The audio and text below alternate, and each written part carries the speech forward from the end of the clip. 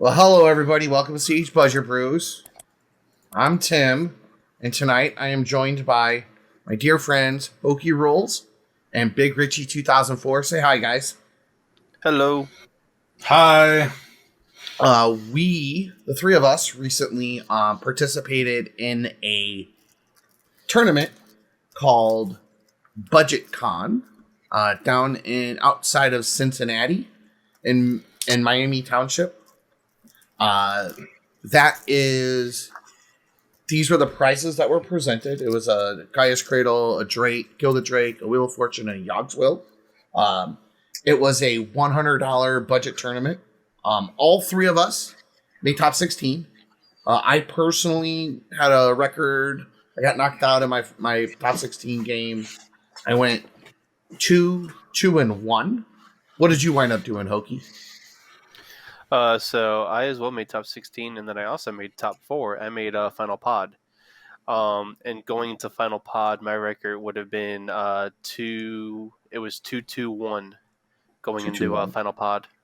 Okay. And what about you, Richie? What was your record? I was 2-2. You kicked my ass round 3. Yeah, I remember that.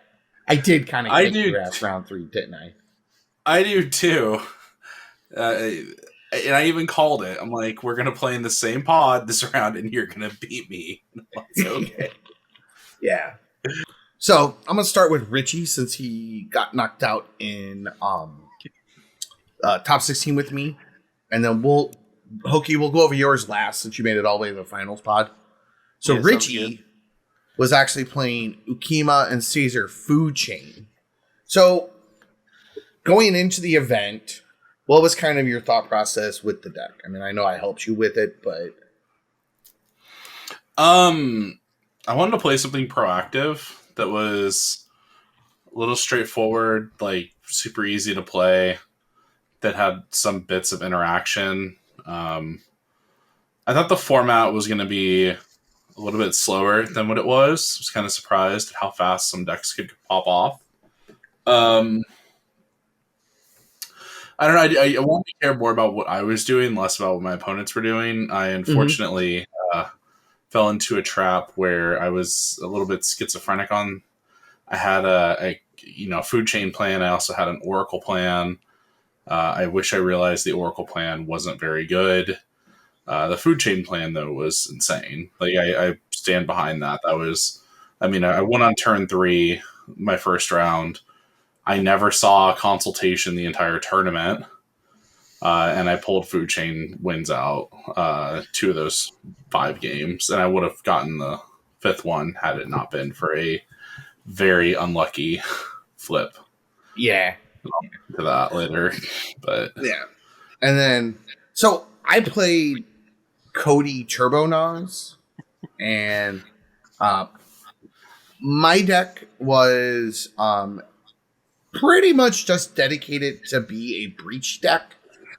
I made some changes kind of going into the tournament that honestly, while was of sound logic, I actually felt that it wound up hurting me in the game. So much like you, Richie, I kind of felt the adding, as weird as it sounds, I felt that adding some of the cards that you and I added, to help shore up our matchup, shore up the deck's matchup, if the main game plan doesn't work. And I found that it made my Nas worse, and I found that it made my deck slower because it was less focused on just getting Codie, protecting Codie, activating Codie, and killing everybody. You know what I mean?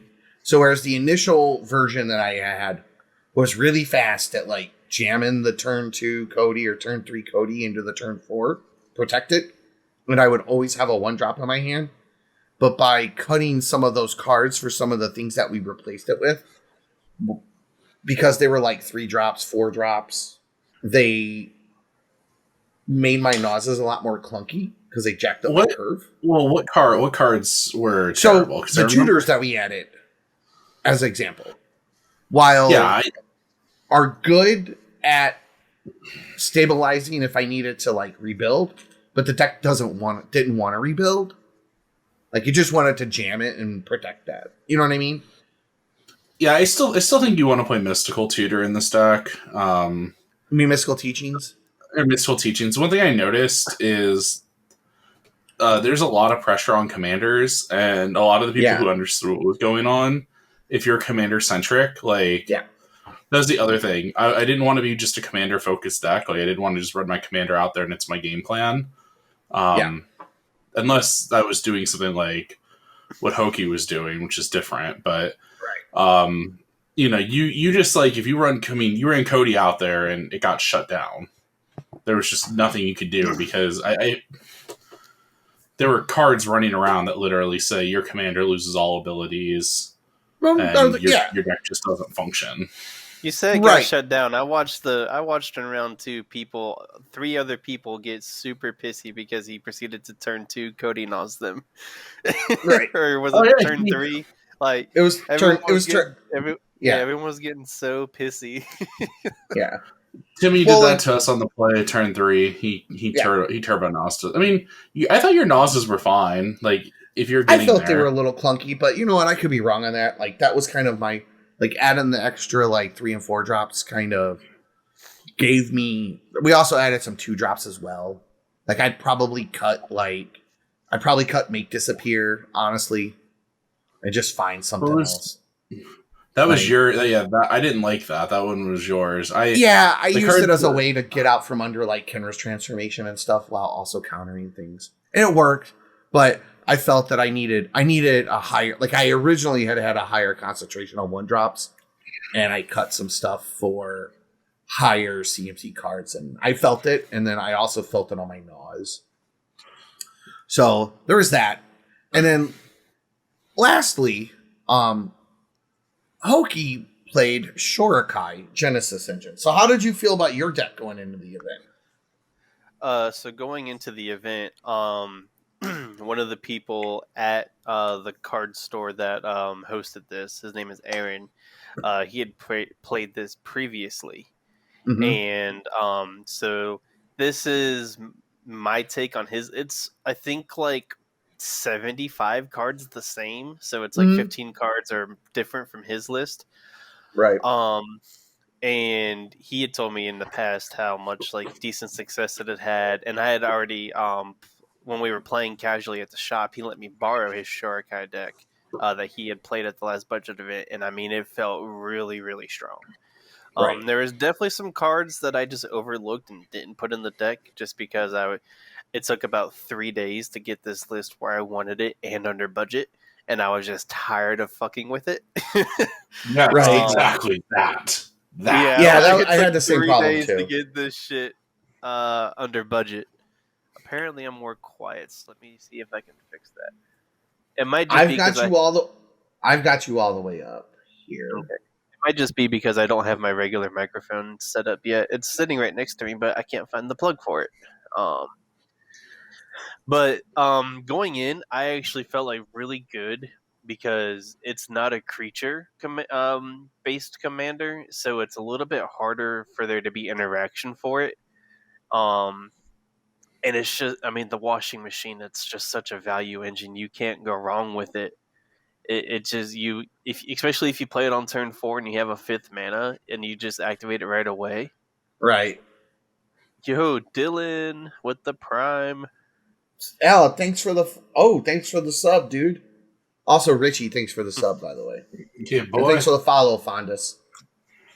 But yeah, going into the event, I felt really good about this deck. It's just a Poly Tyrant deck that accrues a shit ton of card advantage and controls a board. There were times where come turn 3, turn 4. Another note on this before I go into what I'm about to say. I didn't get to keep a single 7 this entire tournament. I went down to at least 6 or lower, and I went to 5 in 3 of my games. Yeah. So I never once saw a 7 that was keepable. And I don't know if that was just bad draws or what it was, or maybe just because I aggressively mulligan way more than most people do. And also the fact I could aggressively mulligan down because Shorikai just draws so many cards. I just sculpt my hand the way I want it to be. So before I do want to touch on that, because I think that there's mulliganing in this. Yes. You see a commander across, like, I played against Zada a handful of times back in the day. Mm-hmm. Right. And I played against Zada in budget events before, and it's pretty damn explosive. And It can be, yeah. Yeah, and I'm like, so I'm probably racing the Zada deck, and then I see a Gitrog, and I had gotten killed turn 3 the night before, and had a turn 2 kill presented by that deck. And I didn't know if that was the norm or not. So I'm mulliganing aggressively because I can't play Table Police with my deck. Right. And I'm finding, the Zada deck is not scary at all. Like, it has to have the absolute nut hand. Yeah. And like, the Frog deck was getting the nut hands the other night. So I don't know if you ran into that where you're just like looking at commanders that you play in CDH or played against, and you're like, these are scary, they go off fast.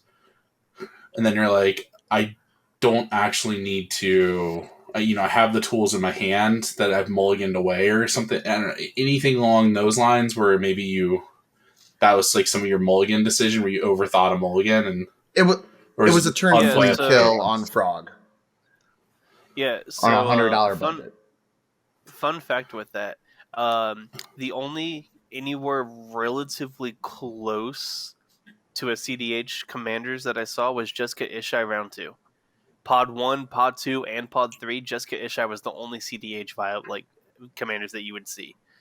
So it wasn't even like I'm scared of certain decks or I'm scared of like what these commanders can do because I know what they do because I've played against them before. It's just, I think my play style, since a lot of the time I'm a turbo player, and then playing a we'll get it for you. List, playing a control list, I was more worried about making sure I had the ability to answer the first problem I was going to have to deal with, and then worry about getting Shorikai online. Right. Gotcha. And yeah, there was a turn 2 kill, Tim, that one night before you got there. Oh, was it? I was like, I saw a turn 3. He went Dark Ritual, dropped the green dude, and then played Chain of Smog. Yeah, he was killing with Chain of Smog. It's not like a straight but like a traditional Frog list. There's some spice. I'm looking for it. Hi, Ukkima. I love you too. Hey, Ukkima. Hey, Ukkima. My fellow spell seeker. Yeah, so, Witherbloom Apprentice is the card you're thinking of. So yes, Witherbloom. Yeah, with Witherbloom Apprentice and Chain of Smog. So that was kind of like, that was the one thing. Like, I saw some CDH commanders. I played against a Gitrog. I played against Grolnoc. I played against, obviously, I saw there was a Zur player there. And yeah, I didn't play him till finals. I played against that Grolnoc player twice. Yeah, I played against Grolnoc and Zur in the finals, but I didn't. That dude was any other time before then. That guy was just running hot. Well, yeah, there was definitely a thing of running hot, but like I noticed that I had to mulligan like more aggressively than normal. In fact, I got knocked out of the Codie for you though. Yeah, it was more than like normal. You also don't have Mox Diamond, Timmy. Well, I mean, like I was like, so that was the problem. Was like my turn, my top 16 pod.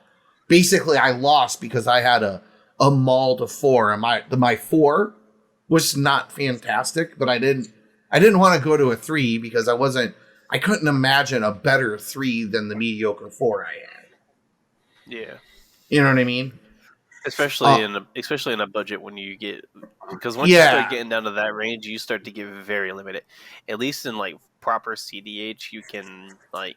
Yeah, you can. With it. I mean, I've won on a mold of 2 before, so yeah, because especially like in Codie, I can have like a hand that's like Soul Ring LED in a land and a 1, or something, in a 1 drop, whatever. Yeah, but Like here, the other problem was also in my top 16. I played against the same player that hyper focused me round 1, like to the point where he let the Grolnoc player win with everything on board.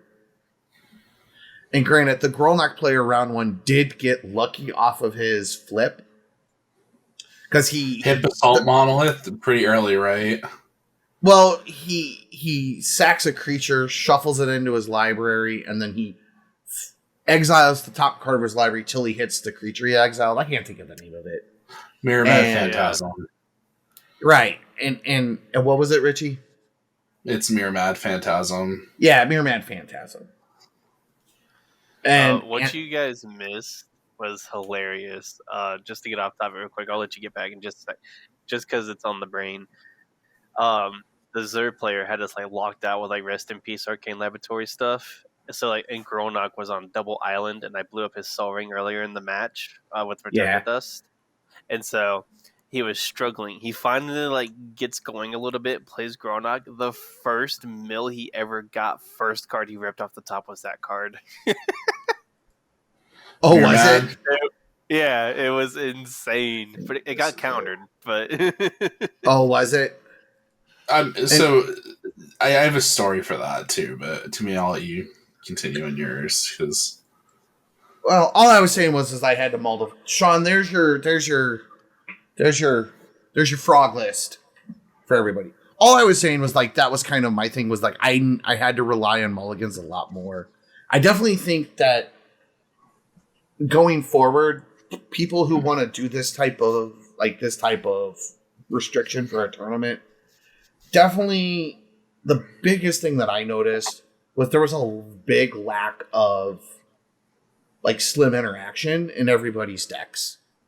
Like if I was able to just keep a hot hand, most of the time I probably could have just gotten under everybody like consistently and not had a you know what I mean? Because I didn't see a lot of casting. Yeah. So just anyway, like no fear in casting stuff. I found the lack. I mean, I guess it was just like me, but I found the lack of blue. Oh shit! Thanks for the raid. Oh shit! Hi. What is up, everybody? I feel like I should go put my Modanon shirt on now. But so this is my take on the. Oh, go ahead, Hokey. Sorry. Go ahead. No, you're good. Go ahead. You've been wanting to So speak. This is my take on it. There's not a lot of interaction. There's also just like the play skill on some of these. A lot of people are just showing up.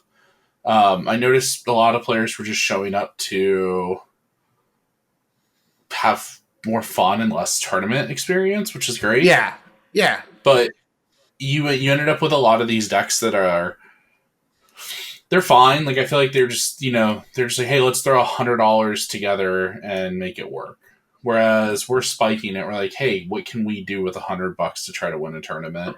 So You end up with some uneven power level. And I think you really have to just jam decks that are either with what Hokey did, which is he doesn't care about those decks that dirtle because Shorikai is happy to win on turn 10 just as happy to win on turn 4.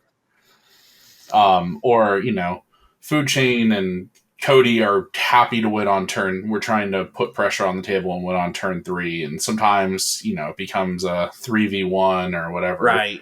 And I noticed some of the games when I turned 3 Food Chain the next round, it was definitely a 3v1.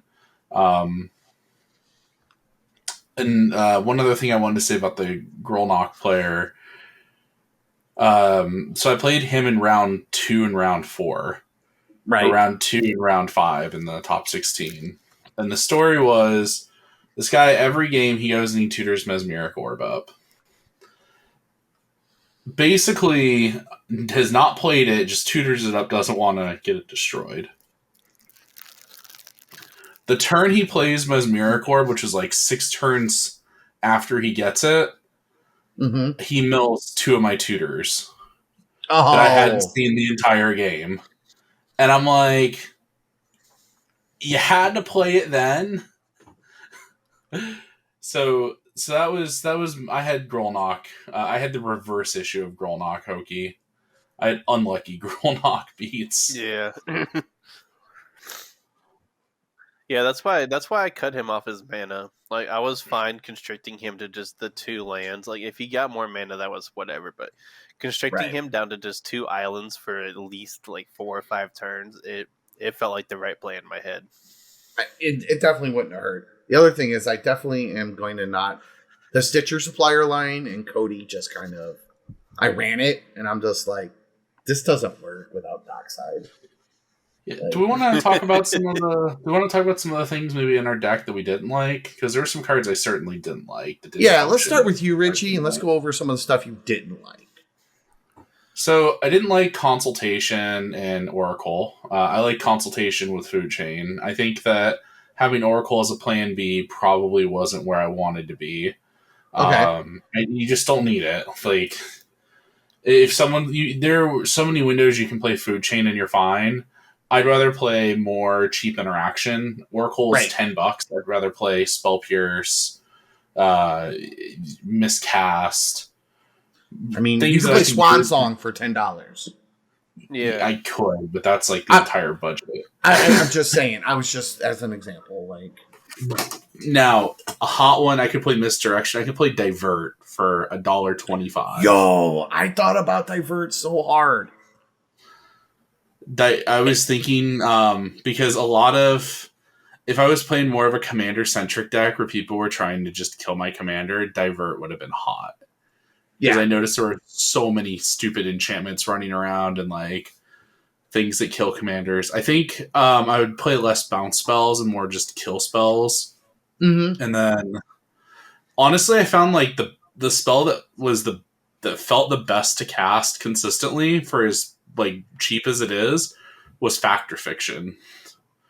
I would cast Fact or Fiction and the table would literally just pause and like they would try to figure out what was in my hand and like just bleed all this information into me, so I knew exactly what everyone was doing. I thought I gave you a pretty tough pile. You did, Tim, but everyone else started talking about about like what was in their hand. I think that the Tainted Pact mana base is probably that was a bit of a challenge I took on. I wish I didn't. I should have just played instead of Tainted Pact. I should have played Limdul's Vault, and I could have had a better mana base. And then Runaway Together was busted. That was another. Yeah, Runaway Together. I need to add that. So here's my thing on Tainted Pact. Let me interject here for 1 second. I think you can get away with Tainted Pact in a non-Tainted Pact mana base, especially on this budget, and just use it as a way to dig deep. Like, if you play Tainted Pact and you flip 10 cards before you hit a second basic, like, you just cleared 10 cards of Garbo off the top of your deck. Like, that's for 2 mana. That's not a bad rate. I disagree. I think that you need to, like, the most you can play is 2 of 1 basic. Before I'm just like as an example, like just using it to flip through. Like now, obviously, I think Plunge is better, especially in your case. But yeah, I think a Tainted Pact mana base was definitely a challenge you didn't need to take because you're also on Divining Witch. I think Divining Witch Consultation would have been plentiful if you wanted to stay on the Oracle package. I think Tainted Pact was maybe one step too far. The nice thing about Tainted Pact was it just let me exile my Mist Moon Griffins or my Eternal Scourges at instant speed. Yeah, I'm not. I'm not saying like it's. I'm not saying Tainted Pact is bad and that it like wasn't a decision that you shouldn't have made. But I think the stress of trying to make a Tainted Pact mana base when Oracle took up a tenth of the deck's budget was maybe just a bit of a stretch, especially with, and now that like, and I'm saying this mostly because this is post tournament. We've had time to think, we've had clarity, and I think you're realizing that it maybe was a stretch to even play Oracle to begin with. So like maybe the Tainted Pact was where the stretch began. Yeah, I think that I wouldn't. Well, I'm not on Tainted Pact right now. I'm updating the deck. We're off Tainted Pact, but I'm saying to make it work, it was 2 basics. Definitely should have played instead of it though. Like even I had the idea of playing Limb Duel's Vault, and I think that there's just so much negativity around CDH with Limb Duel's Vault that basically Tim and I were arguing, and he just said, "No, the card's hot garbage. Don't play it." And I'm like, "All right." I think that Limb Duel's Vault's fine, but I think Limb Duel's Vault is just a better factor fiction because it's cheaper, and it basically does the same thing. It's also you look at five $5. cards, and you look at 5 cards, and then you get to keep the 5 cards that you want. Or you get to do it until you get to the 5 cards you want. And we're just looking for consultation off Limb Duel's Vault, so you can even set up your consults. It's just a 2-color factor fiction, and you get to stack the top 5 cards of your library. I don't understand why there's a consensus that it's a bad card. No. So Limb Duel's Vault, 1 is very life intensive. 2, like it's one of those holdovers from. It's the most life you've put into a Limb Duel's Vault, because I think mine's probably like 4. Oh, if I was looking for like 25 specific cards, if I was looking for specific cards, I've gone to 15 life before. I've gone to the bottom. That's if you get unlucky with like the bottom of your library. But aside from that, I mean, I'm gonna have an updated list here. I wanted more 2-drop creatures. That was the other thing. The turn 1, I noticed, like, you could play a tapped land and it was okay. It didn't feel terrible. Like, it legitimately didn't scare me as much as I thought it would. I think that 2-drops are fine, and they would have been great with Food Chain, right? They just automatically get to my 3 for Eternal Scourge. And then the other card that I thought was really impressive, the Looters. Just having card draw, like, there's such a lack of good card draw in this format. Yeah, no one's running around with played a certain commander. Well, you're playing Shorikai. You're drawing cards. That's what I'm talking about. But like, there's just a lack of card draw. Lackluster card draw was definitely a thing I could see other decks running into, especially with because I mean you get like preordained Sin Visions, Ponder, Brainstorm, and that's like most decks probably wouldn't even play Brainstorm because of the lack of shuffle. So like you're restricted to like the big 3. And then all the other ones are like 3 mana, 4 mana ones, like the 3 mana ones that untap your lands, like Frantic Search. The ones that say like discard specific card types, or you discard 2 instead. Like just cards that aren't the greatest. I also found I had trouble turning Dig Through Time on consistently. Yeah, and I was glad I was not playing. I can see, like, because it feels like it. Yeah, it definitely feels like you didn't churn through a lot of stuff. You kind of just like played creatures and never really did anything with them because the creatures were so important for certain things. And like maybe every once in a blue moon, you'd have a couple of cards in the grave to delve. As to where Dig Through Time was fucking amazing for me because I was just filling my graveyard up so much. The one thing I will say, if I was going to play this again, I think that there's like some staples for colors that I just found to be amazing. Another a card I wanted to shout out in the last one, it's going to be Return to Nature. That card overperformed and is so good in this format. Like, there's so many things that are used in the graveyard, and there's so many artifact strategies. And like, I was just happy to have that card. If I could play 2 of that card, I would. Which card? I don't know. Return to Earth. Every game I cast Return to Earth, it was super meaningful. Like, remember how you didn't want to play that, and I talked to you. No, I did want to play that. A Return to Nature, yeah, not Return to Earth. I wanted to play Return. You had me on. You had me on that green enchantment, Seal of Primordium. Oh, Seal of Primordium was pretty good. No, I did. Return to Earth was the one to shuffle everything back in. No, Return to Nature is the one that I was you're thinking of Return to Nature that exiles a card or an enchantment? Yeah, he said the wrong card name. Yeah, Return to it pops an artifact enchantment or you exile a card from a grave. Yeah, that's a good one. That's what I was putting in that Omnath list and then cut it. I think that card, like in even high power, I might consider playing it. Like it does. All three modes are very good when you want them, and like they come up consistently in games. But that, I mean, any instant speed 2-cost card that has 3 modes on it is gonna perform really well in certain environments. I think it. Yeah. There's also Like- the blue green charm. There's that blue green charm from Strixhaven Yeah, is all pretty good. All the charms would be nuts. Like Is It Charm, Yeah. like they all perform very well in a certain environment. Like low cost cards that have multiple things that they do and for various situations they're just insanely valuable cards for lower power. So, what do you think was the MVP for your deck, though, Richie? Like it was if I ever drew, like I never saw a consultation any of the 5 games, so I can't say it's consult. Like, it was the rough thing. But whenever I saw consultation, like in playtesting, it was absolutely insane. I think that the MVP of the deck, though, I didn't have a very good mana base, and a card, the Fertile Ground, fixed most of my mana problems. It's so good I was at really doing happy that. to see that. Or Ornithopter of Paradise, like. Yeah, I like both of those. Going forward, I added in a Gemhide Sliver and a Elysian Caryatid. Okay, that's the one with Hexproof. Sure. No, Elysian Caryatid is tap, add 1 mana of any color. If you control a creature with power 4 or greater, you add 2 instead. The one that's the 0/3 wall is like $10. It's in Pioneer. Screw that. Yeah. Yeah, I can play birds for 8. So I was like, nah, this is fine. Yeah, I'm good. Birds, yeah. So, Hokey, what was some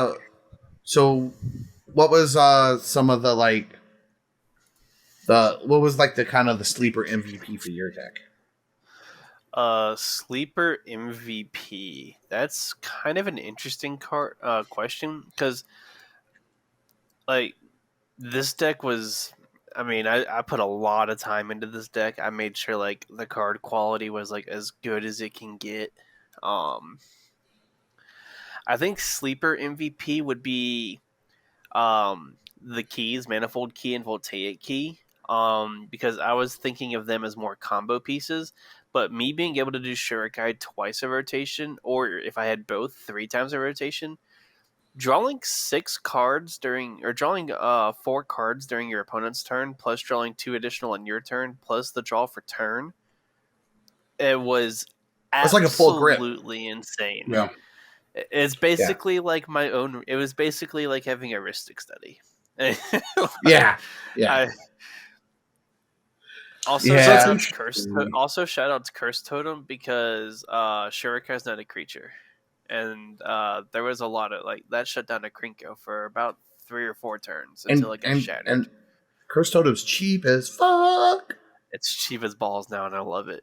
Yeah. So it's kind of interesting. Also, sleeper MVP, the diamonds, like the inner tapped mana rocks. I didn't think they would be, like, as good as they ended up being for me. I was like, man, playing tap stuff on turn 2, nah, that shit was insane. Yeah. It turned out just to be being able to so ramp good. like that. Yeah. But I just want to point that was interesting. It's like we were all talking. I mentioned that, there's really no draw engines. You have your commander, and then you suddenly have 2 draw engines and 1 drops. Pay 1, draw a card. Pay 1, draw 2 cards. Excuse me.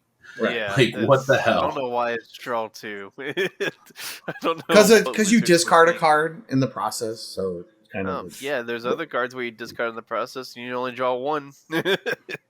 Yeah. They also don't cost 4 mana. This is true. Cards that I did not like, though, Commander's Insight definitely did not need to be in this deck. Where's Commander's Insight? It's the second instant next to Brainstorm. This one. This did not need to be in the deck. I think it just slipped by me. It's a leftover from Aaron's list, which I based this off of. That I never bothered. I mean, thankfully I didn't see it ever. which was surprising with how many cards Yeah. I was drawing. I drew my poly targets more than I drew this card. Nice. I actually don't think I drew it at all, like literally in the entire tournament. Okay. And then another card. Let me try to find it real quick. That was extremely there wasn't any cards that were extremely disappointing outside of that one. I guess technically neutralize, just because of the 3-mana counter spell. I should have played like Mana Leak and a couple other things. Dispel. Dispel was like absolutely terrible. I was discarding it almost every game. That card like did absolutely nothing, and I don't know why. I think it's for the lack of blue that I faced. Yeah, I think it was for the lack of blue I faced, really. But I think I maybe cast it once, and that was going into that was in my top 6. I mean, I think the one time I cast it is the reason I won. I cast it in my top 16 pod to stop a counter spell on my Isochron Scepter. But I also had I had counter spell, muddle the mixture, and spell pierce as well as dispel. So I mean, I had 4 counter spell backup with the ability to play all of them plus Isochron and activate dramatic. So like it was kind of just this one costs the cheapest. We'll start with it first, and I know it can hit only instants, so I'm gonna use it. I almost would have rather have had envelop over dispel because there were so many more sorceries to hit. Yeah, I agree. I mean, you're also the thing is you're not really protecting your commander, right? Like if it gets blown up, you can just recast it in this deck and just draw a bunch of cards. Like I had to use in testing, I had Dispel be like an all-star for me because there were a lot of naturalized effects. I'm just like, go away. So like, there's some difference. If Shorikai got dealt with, Shorikai got dealt with. It's fine. Like I have other ways to draw, and that's another reason Commander's Insight, I think, maybe like in my brain might have stayed in the deck. Because if Shorikai got answered, Commander's Insight can at least replace what Shorikai is doing for me. Only if you've cast Shorikai a bunch of times. Yeah, and that's. I think I was just thinking there was going to be more removal than there was. Yeah. So I have a question. Also, what's up with Savine's Wreck? Like that just seems different in this deck. What am I missing? Savine's Wreck can get back like a Tormod's Crypt if I had to use it earlier in the match to enter a graveyard. Because Tormod's Crypt's one of the only few 0 drops I play. I play it, Jar, Wadding Jar, and Everflowing Chalice.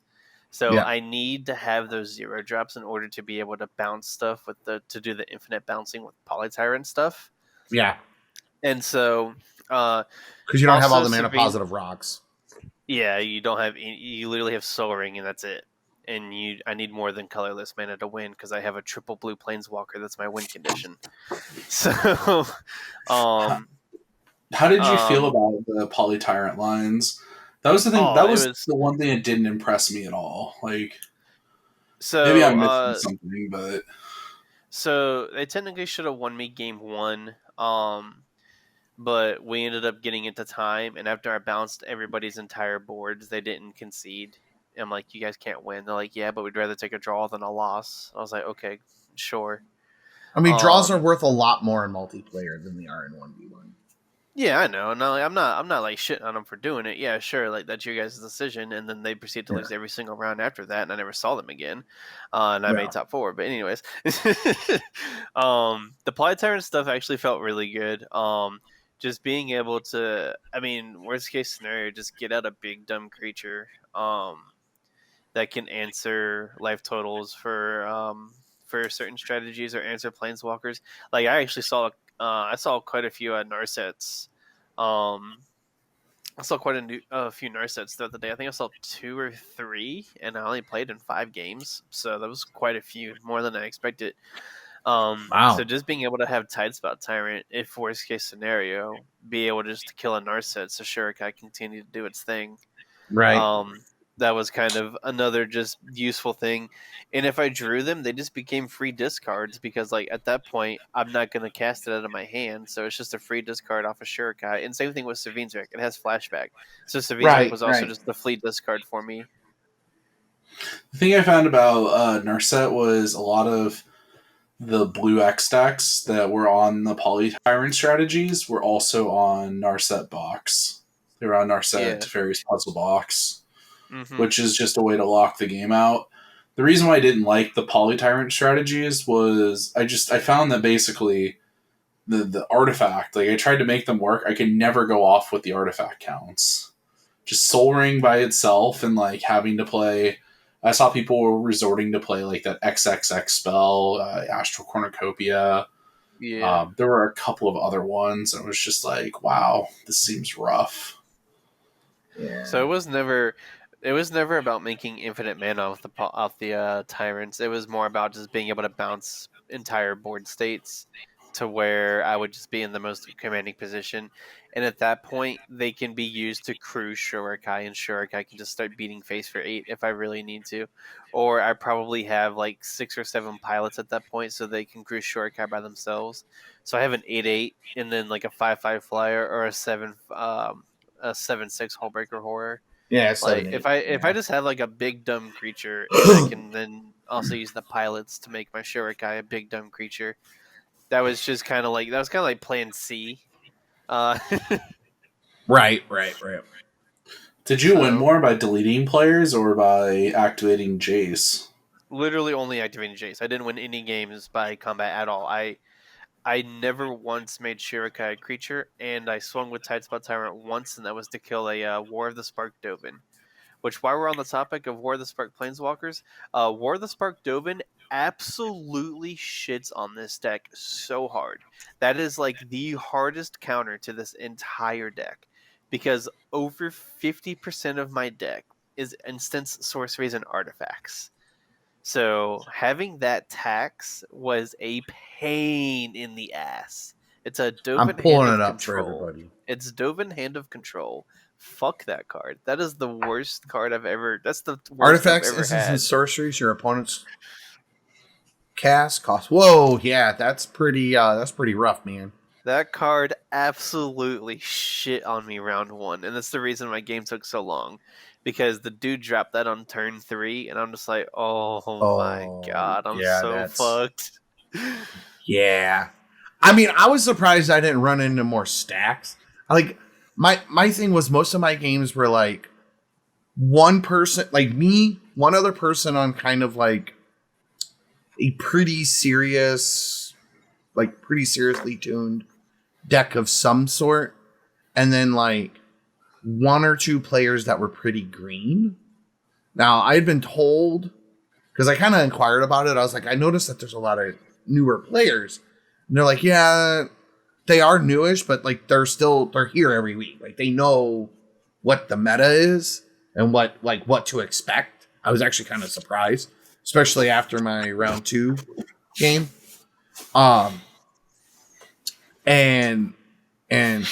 But I did notice very much so that there was a big distinct lack of slim interaction, like 1 mana interaction in the early game to stop the decks that were really fast and they would get under. In fact, I even noticed people commenting on it that that they're kind like they were getting a little burnt out on all the fast combo decks. They just wanted to kind of play and to be honest, I would challenge that if you were at the event and you have that mindset, I would challenge you to consider start putting in cards like Spell Pierce and Mana Spell Leak. Snare. Snare, yeah. I mean, just like cards like that, Dispel if you needed to. Autumn's Veil, Swords to Plowshares. Like, there's a lot of really cheap cards that are at 1 and 2 mana that you can deploy something and stop somebody from trying to win at the same time. Yep. The- round two, I went first. I went Island Pass. Turn 4 player went Land Fish, and I countered his fish with a Spell Pierce. Like it's a simple little things like that. Being able to stop a turn 1 Mystic Remora, like because my hand, I didn't have anything else to do with that opening hand, but I saw I had at least, I think I had 2 lands, maybe 3, and I had a Spell Pierce, so I could stop something turn 1, turn 2, whatever I needed to deal with. And being able to stop that Mystical Roar was actually like really, really detrimental to that game. Because a lot of artifacts and a lot of non-creature spells went to be cast within like the next 3 turns. Yeah. The other thing I noticed is that if you're gonna put I just want to point this out because this was the most frustrating thing. This happened to me twice. If you're gonna put cards in your deck and you're gonna play them, and they're sorcery speed cards, and like they're good to play, you should play them. Against the second round against the Grolnoc deck, someone had a Turn to Frog and decided that it was better for them to bluff with Mana Open with only sorcery speed interaction. When the guy like tutored half his combo up, I'm like another good one is there's so like a null is really if I would have had a null in my deck, like it would have been pretty hot most games I played. There's some good ones. I think that your interaction suite should be a mix between interacting and protecting, depending on what you're doing. If you're Shorikai, you're table policing, right? Like I don't know what else you're doing with that deck besides table policing and drawing a bunch of cards. Right. Yeah, that's pretty much all you do. Yeah. If you're what I'm doing or what Timmy's doing, like we're sequencing to get to the turn where we can use our interaction. Right. Where we could definitely use that cheap interaction. Like that's where the value of that 1 mana interaction is. Yeah. So like not every deck is going to want to play something like Dispel, but the decks that want to play Dispel are the decks that want to use it aggressively, not right. No, Shorikai, but spells like Spell Pierce, Source of Plowshares, Spell Snare, an Offer You Can't Refuse, Mana Leak, Delay, like those types of cards, and yes, they're all blue, but like Source of Plowshares, Abrade, Rip Apart, Nature's Duress, Claim, even Path to Exile, Return to Nature, Return to Nature, Nature's Claim, like those are all 1 mana Inquisition cards. of Kozilek. Yeah, those Duress, are all 1 mana. No, legit. Duress, good. He said Duress. Yeah, and Duress, really good. Wanting to point that out. Blown away by that card. Duress is insane. But my point is that like I when I learned the lesson that getting beat by these players who have a broader grasp of the game are able to build something with more efficient like combos and stuff like that. Like I'm not necessarily saying you need to go try hard. What I'm saying is if you want to not go try hard, but have a chance, you need to have things that will stop those players. And those tools are available. You just need to dedicate slots to it, is all I'm trying to say. Yeah, when it comes to playing budget or not being able to play at the highest power level, but still wanting to try to play at those tables, you need to come to understand that the cheaper the card is, a card costing 1 instantly is going to make it better than any other card that you can play in its place. Yeah. Because you're not going to be able to stop, let's say you're going against a Godo player and they go land Jeweled Lotus, or not land Jeweled, let's say they go like land Mana Crypt and then like a Lotus Petal. You're not going to be able to stop that Lotus Petal with a Neutralize, but you can stop that Lotus Petal with a you'd be able to, or even the Mana Crypt, you wouldn't be able to stop it with the Spell Pierce. But if you get them to spend that Mana Crypt on stopping the Spell Pierce, then you're stopping a turn 1 Treasonous Ogre, which is what that exact sequence is going to look like to you. And Treasonous Ogre is just going to let them win the game. Well, and on a budget, in a Godo deck, like that hand could be, like on a $100 Godo deck, that hand could be Mountain, Soul Ring, Simian Spirit Guide, Rite of Flame. Yeah. I know a Treasonous Ogre. Like, yeah, and you would counter the Rite of Flame with a Spell Pierce. Like, right. There's all of these decks have various ways to get to how they want to play their strategy and like what they want to do to get there as fast as possible. Yeah. So being able to play the cheapest ways to stop those decks is a concept that everyone just needs to get a grasp on. and particularly you want things that can interact with your opponents on their turns. Yeah. Like things that interact on your turn are great, but they're not gonna stop those players from doing the fast thing.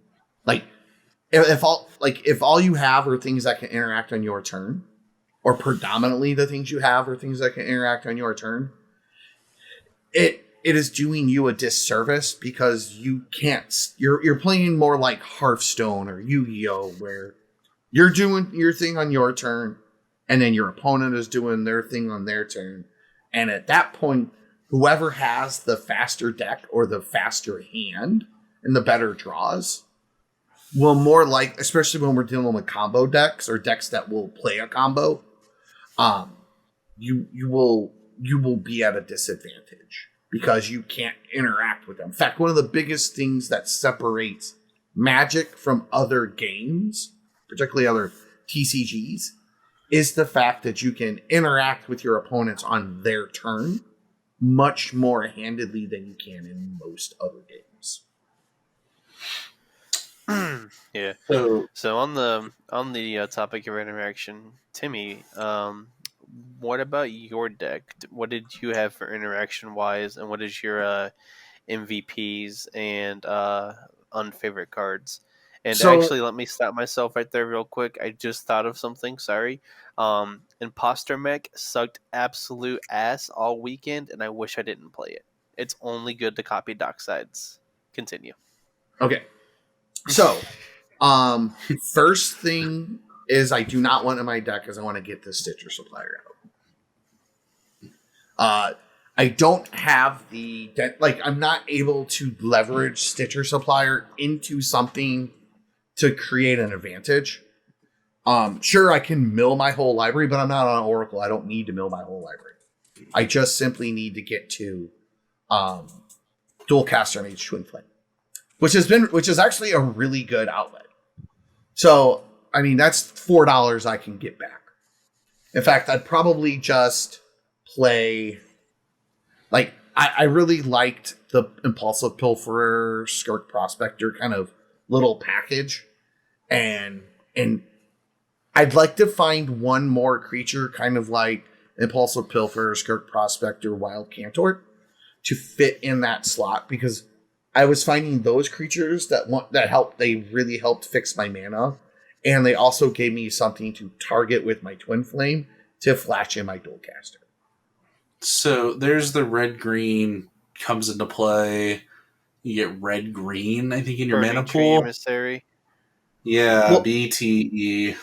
Well, I need one that's not an ETB. I need one that's more of a mana battery. So I know that there's a new one that just got printed that you can tap and sack it to make a treasure. There's a couple of them. I think there's another one where you sacrifice it and you can make a treasure that's like... Yeah, I want to find one or two more like that, because those... Like, Wild Cantor was hot all day. And I know. That was one of my suggestions. That was one of your suggestions, yes, because I didn't have it in the original list, because the original list actually was like $25 over $100, because when I had built it, it was $100, but it had appreciated in price. Two, another one that I really liked was these Bone Shard style effects. They were good removal. They also allowed me to pitch like stuff out of my hand for breach, and they also allowed me to sack Codie when I needed to get him off the board. So having more ways to do that would be good. I was really happy that I added that. What do you think is the best deck to play in a budget format? We'll get into that later. We'll get to that next, actually, because we actually have some thoughts on that. So probably my least favorite card was probably Stitcher Supplier, and then my sleeper, and also this Make Disappear was kind of meh. Like, I should have just kept the Annul in that slot, but I chose not to. The other thing you ate a 3,000 calorie breakfast and your brain was asleep when you read that card. No, that's what happened. I wanted more hard counters, but I don't need more hard counters. I just need more one interaction. That card went hard in Shorikai. Well, but you're not playing. Like, I only have 5 creatures on my deck. Like, Yeah, I'm not I only copying had that 2. thing. I only had 2. You have a token generator in the command zone. I Let's be real. You Now, have 2 Voltaic keys. Those are creatures, dude. Now, I did like there is one with replicate that I might put in that slot, but that's neither here nor there. Yeah, I kept the getting others asked all weekend why I was playing that card instead of the replicate card, and then people started to realize why. Well, because you have an army of 1/1s to sack to it. Yeah. The other sleeper card about it. was this Moon Snare prototype. Moon Snare, yeah. Yeah, so it's ramp for one. Because I can use it to like make colorless with all my little sacky dorks. And then 2, it's uncounterable removal. Like that is a channel's so good. Like, sure, it's 5 mana, but who cares? Codie makes 5 mana. Yes, he does. And that won't trigger Codie's ability, so I can activate Codie, make the 5 mana, use that, and it doesn't trigger the like on my opponent's turn, and it doesn't trigger the Profane Tutor thing. I didn't find that card to be particularly great in my deck, but I don't think it's terrible. I just found it useful, different. But yeah. Well, so when Codie's locked down, so here's the big differences in our deck. I just want to point them out. My commanders, you don't touch with anything. Like, I don't care. You're not Ukkima, Cazur. Oh boy, you killed one. I'm just gonna exile. Right. It's going to make infinite. Hokey's over there like, I make pilots, boss. You want to destroy Shorikai? I'm happy to recast it. Oh, you want to do something to Shorikai? I can bounce it. Yeah. Codie, you can't afford sometimes to bounce. And it's really expensive. So being able to remove something and stop what's going on, like... like being able to activate Codie and then pay the 5 under a rule of law to bounce the rule of law going into my turn is a pretty good thing to do. Like, I can't stress it. So those were kind of the sleepers and the hits and the misses, I think. I definitely will be adding. I will be adjusting this list a little bit. Overall, I think the deck was pretty solid. I probably won't actually play it again. Like at a tournament. I think I had I think I had one good run with it. And I think now people will see it, and of course they'll be like, because I was already having that happen, and that was a little bit, and it getting over assessed as a problem when somebody can just win under you is kind of a little bit. So yeah, Codie kind of has a reputation. Yep. So before we move on to any questions, do you guys have anything else you want to add? Well, I want to say the Tainted Lands, I think, are a trap unless you have at least 10 swamps. You're going to have a high or ways to get your swamps into play, like, consistently. Don't disagree with that. I will probably be adding Evolving Wilds and Terramorphic Expanse to my list from going forward for these. I think the Temples I wish I played. So it's not that the format is slow. The games end quickly when they end sometimes, unless you're just in a dirtle fest. But yeah. But the format's not super slow, and it's not super slow, but it's slow enough where you can play tapped lands turn 1 and not feel terrible, or mana rocks turn 2 that are tapped and not feel like, wow, this is garbage. I'm way behind. I'm gonna auto die. Yeah. So, all right. So let's move on to. Go ahead. I'm sorry. No, go on. One thing I want to add: if you ever build a super strict budget deck like this, and you're trying to compete in a format, if you're playing white and you don't play out of time, you are wrong. I cast an out of time in my first pod versus the green black elf commander. He says like tap, deal like 10 damage and sack 10 elves or something. Basically like a Bullet Citadel kind of thing. Yeah. He alone had 16 creatures in play. There was a Gishath player who had like So 4 out or of time 5. for people. Hold on before you go. Out of time Sorry. for people who don't know what it does. White 3 or white and 1. It's an enchantment that when it enters the battlefield, untap all creatures, then phase them out until out of time leaves the battlefield, and then you put a time counter on out of time. Counter. Well, it's a time. It says put a time counter on it for each creature that was phased out, and then it has vanishing where it'll remove 1 counter every upkeep, and then you sack it when it doesn't have. So go ahead about every one of your upkeeps. Yeah. So basically, long story short, out of time had about 21 vanishing counters on it, and every single creature on the board disappeared, and the other 2 decks had no card advantage at all, so they had like basically dumped what their entire opening hand was, and I just out of time to the whole board, and it was just an easy coast from there. Right. I think it's pretty ambiguous. I think wraths in general are just good in this format. There's tons of creature decks. Everything is very creature centric. Also, shoutouts Terminus. I put a Terminus back on top of the brainstorm to deal with Sean, who was playing Sizo. Siege, whatever. Siege. To put all the creatures back on the bottom instead of hitting the graveyard. That came up clutch. Also, Dress Down being $1 is a criminal. Wow, pretty good. It's so nuts. So it's got flash, draws a card, creatures lose all shuts off abilities. creatures, and who cares about creature abilities when you're a vehicle? Right, exactly. Okay, so moving on. All right, moving on. So we got a question in chat here, and if you guys have any other questions, go ahead and drop them in the chat, and I'll read them off, and we'll answer them. So first question is what do you guys think is best to play in the budget in a $100 budget format? Combo, control, stacks. Richie, go first. I think stacks is unplayable in the format, and I think you can play certain stacks pieces, even Mind Sensor being like fine.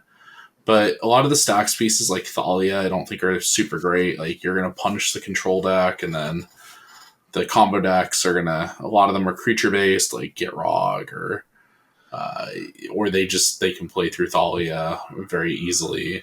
Right.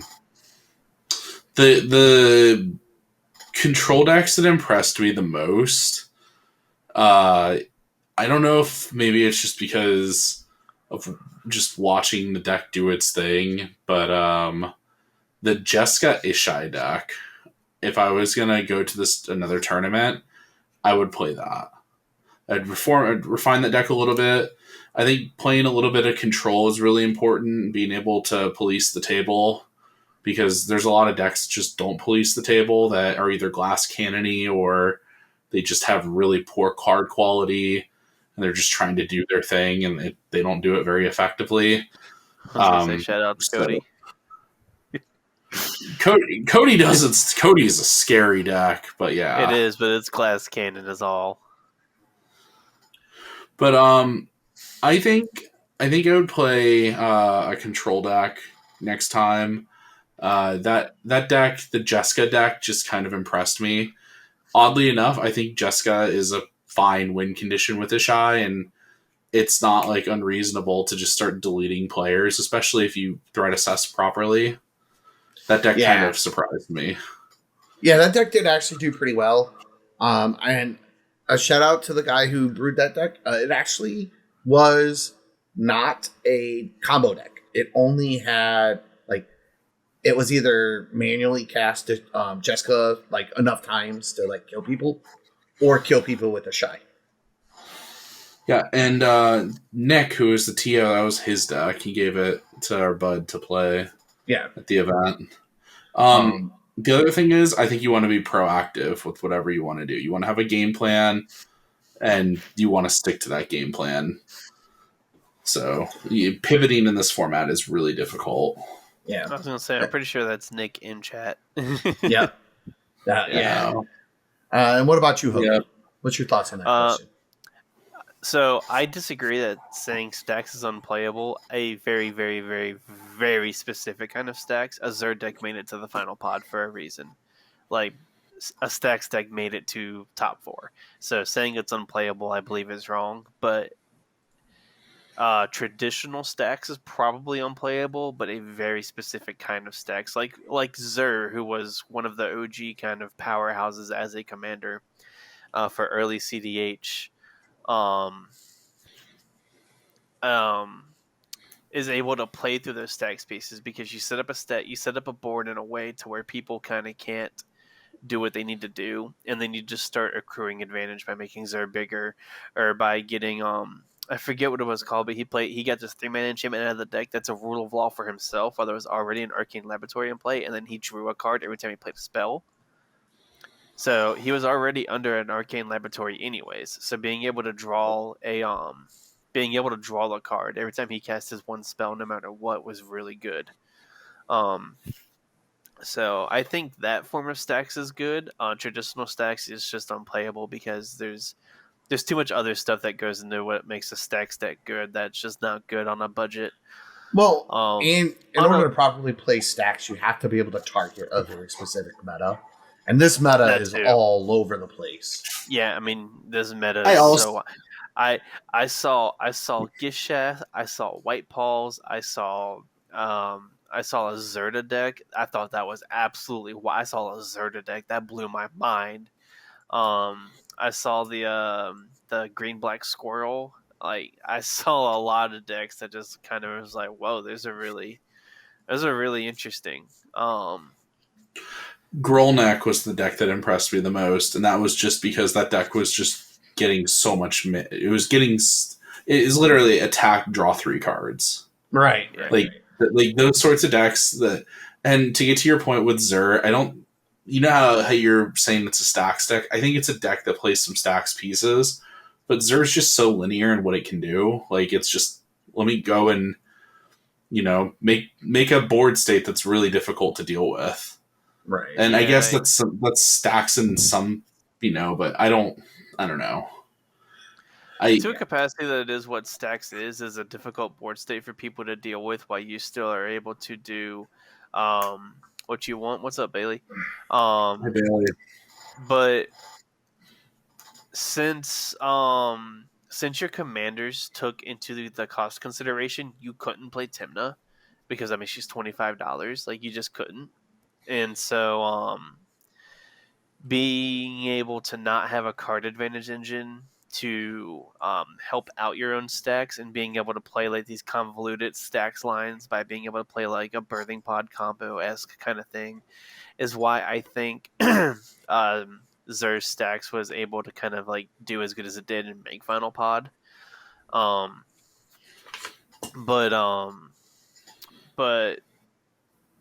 I lost my train of thought. I forget what I was gonna say. Do you think not enough people respected Xur and killed it? I think people respected Xur. I just don't think people played the ability to answer Xur. I only saw one blue deck until Final Pod. Okay. So I saw 2 blue decks up until top 16. Top 16. Me and one player were the only other 2 blue decks. Or no, because I played Jessica Ishai and Kinnan. So I just think there was a lack of ability to deal with a complicated board state because Cyclonic Rift was not in the budget, and then just not enough people played things like Geist Wave, March to the Swirling Mist, cards like those. I don't Swords of Plowshares, yeah. Swords, yeah. Snap. I don't think I should have played Snap. I don't know why I didn't. I'd have played Snap over Snap. A lot of people didn't play Resculpt. I played Resculpt because that card is just absurd. Resculpt, I came up with Heartless Act was another one that I didn't see a lot of. That's just straight up destroy a creature with no counters on it. Like, that's 95% of the format. Yeah. Yeah.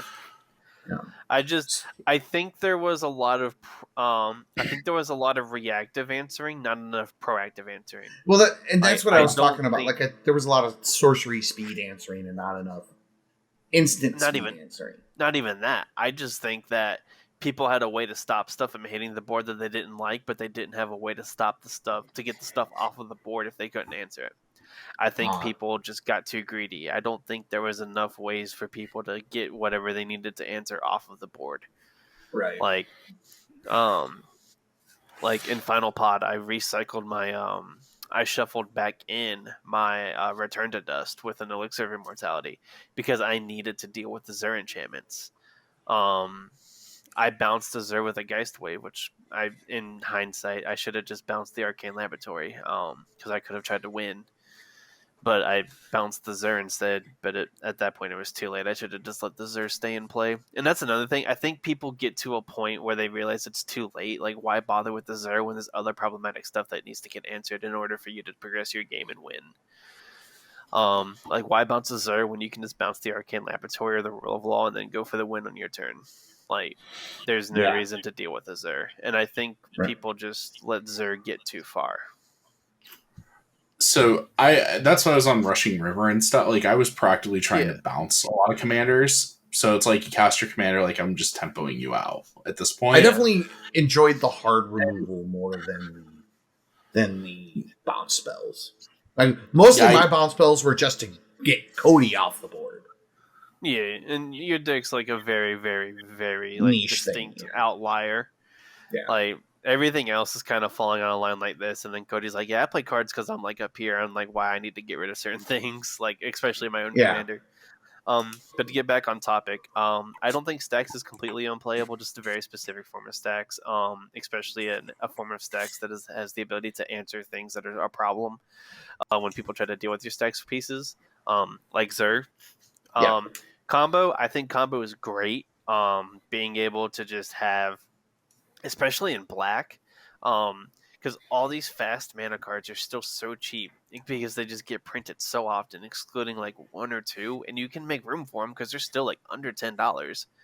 I think combo is a fantastic form of deck. If it's built right, I think pure glass cannon combo is a little too over the top. I definitely think it can work. I mean, Codie made top 16. It could have made Final Pod easily. Yeah, my maul was shit. Yeah, I mean, I'm not saying anything against you. I'm just saying, like, glass cannon combo is not bad. It's just, I think when you're going into a budget tournament like this, going full glass cannon's not good because all it takes is one person who built their deck on the same mindset that we did as spiky players to know what they're doing and stop you, and then you have nothing to recycle, and you kind of just get blown out, and it might just be game over for you right then and there.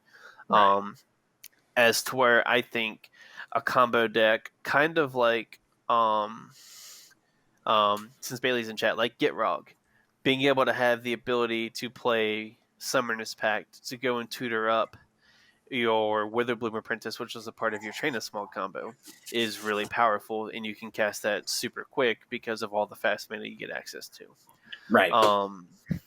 I think something like Jessica Ishai, where you can get an Ishai out kind of relatively fast if you get a decent hand, and then being able just to crack somebody with a gigantic ass bird, and then have the ability to still play interaction by counter spells. You have board wipes with Jessica. You're able to play burn spells like Lightning Bolt, which will answer just almost about anything. So I think combo decks like that, where they're kind of like a more mid-range combo, where like they can kind of sit back and kind of stay to themselves, control the board a little bit, and then go for like their win, almost like a Curious Control kind of thing, where you're okay with kind of sitting there, activating a Thrasios, or like killing things off with like flame sweeps and stuff back in the day, and then eventually going for like an Oracle Consult after you've kind of like dealt with the board and taken care of what you need to. Control, I might just be biased just because of how Shorikai did. I feel Control is the best, especially with Shorikai, because Shorikai is just such a card advantage engine, and also being able to fit Skull Clamp into this deck, being able to Skull Clamp off the dudes that Shorikai made. So I was drawing 4 cards if I wanted to do that. Like, I had so many cards in my hand to just keep resources around to stop whatever I needed to stop. Right. And then I was able to control the board or hold up my interaction by just either getting lucky or being greedy.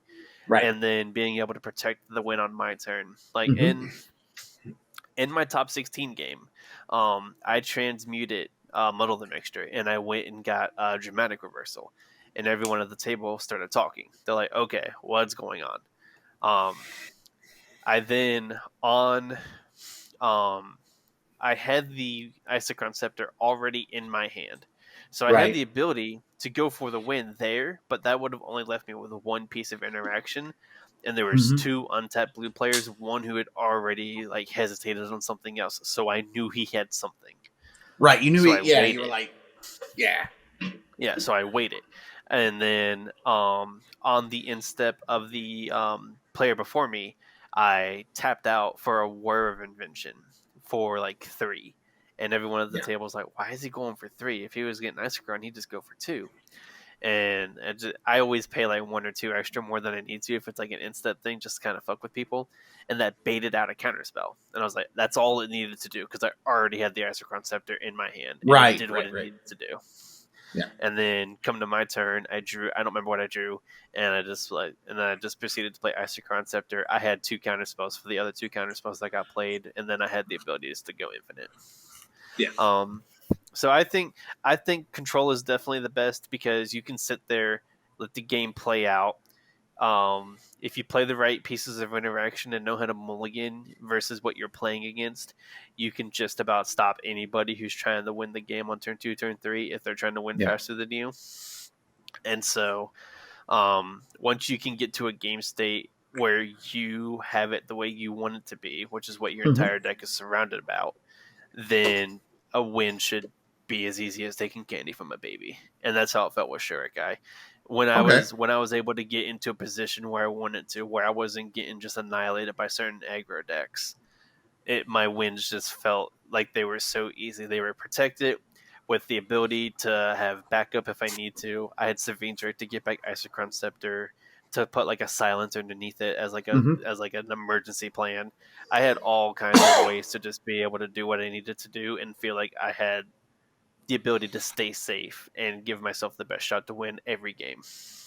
You had frickin' Skull Clamp and keys that were drawing you millions of cards. Yes, like, it was amazing. I envy this life, and that's all I'm going to say on that. It was absolutely amazing. I'm so glad I made space for Skull Clamp. Yeah. It was hard, but I did it. Yeah.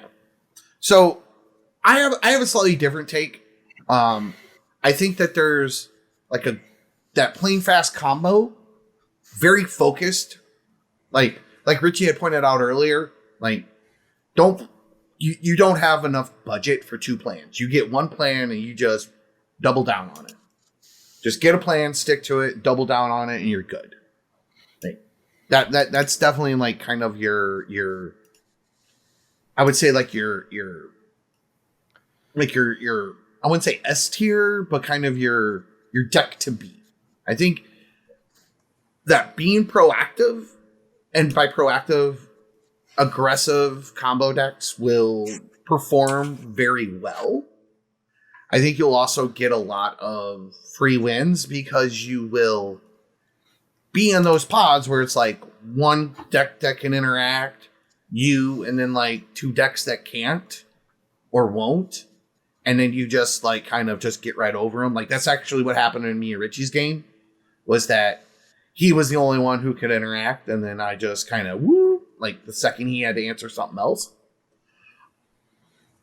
But with that in mind, I think that the counter to that is decks like that Ishai Jessica deck, which are just complete combo-less, fast aggro decks. So I think that one of the decks I want to explore more is a combo-less Yuriko deck. I think the ability for Yuriko to play evasive creatures that will burn out opponents very aggressively and then be able to keep the interaction up enough to buy you the time, plus you're getting card advantage every turn. I think, much like how that Ishai Jessica deck performed, I think can, especially in competent hands, perform well as a hard counter to those fast interactive decks. Especially when you have unreliable opponents who are able to do their burden of interacting, kind of like in a competitive environment. But I do think you will get a lot of free wins beltering people. Shout out to Mikey and Drake. Beltering people will get you a lot of free wins, but that's also going to give you the day one free wins. That will not necessarily give you the day two free wins is the problem. Yeah, I think being able to understand how certain politics are going down, which we can talk about once we start to fully discuss how the final pod went down. Okay. Even I think being able to pre- understand how people are politicking and why certain decisions can So have actually, such a huge weight. Why don't we go over the final pod? So we had you on Shorikai, which we already talked about. We had the Zur list. Does anybody have the Zur list by chance? Anybody in chat?